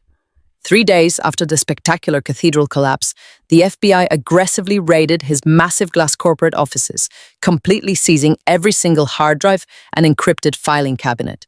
He's currently under a massive federal investigation for severe wire fraud, corporate embezzlement, and massive illegal banking manipulation. He's officially facing up to 20 years in a federal penitentiary, and because the ironclad prenuptial agreement completely stripped him of all his stolen assets, he's currently relying entirely on a heavily overworked public defender to fight his massive federal case.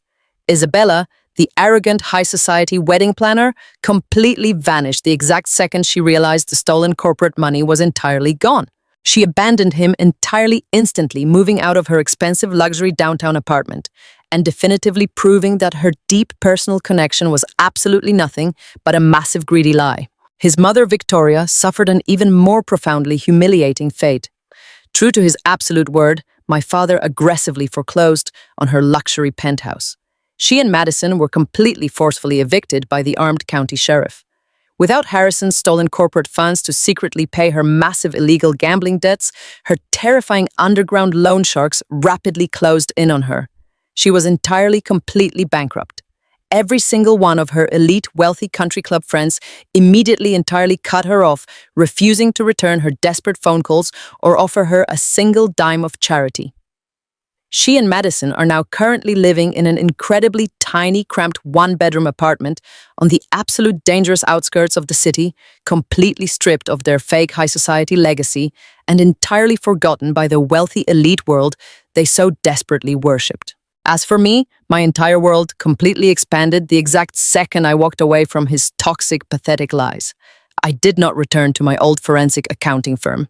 My father officially brought me into the massive corporate fold at Vanguard Holdings.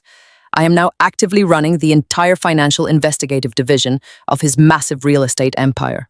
I spend my days ruthlessly hunting down complex corporate fraud and completely dismantling arrogant, corrupt executives who think they can steal from innocent, hardworking people. I am powerful, I am completely financially independent, and I am entirely beautifully free. Looking back at the naive, trusting girl I used to be, I realize now that the absolute greatest crime I ever committed was directly against myself. I allowed a weak, deeply arrogant man to make me feel incredibly small, just so he could falsely feel exceptionally tall. I let his highly toxic family aggressively convince me that my beautiful, supportive parents were somehow a massive social embarrassment simply because they valued hard, honest work over empty, high society labels. I completely lost my own powerful voice while desperately trying to sing his fake praises.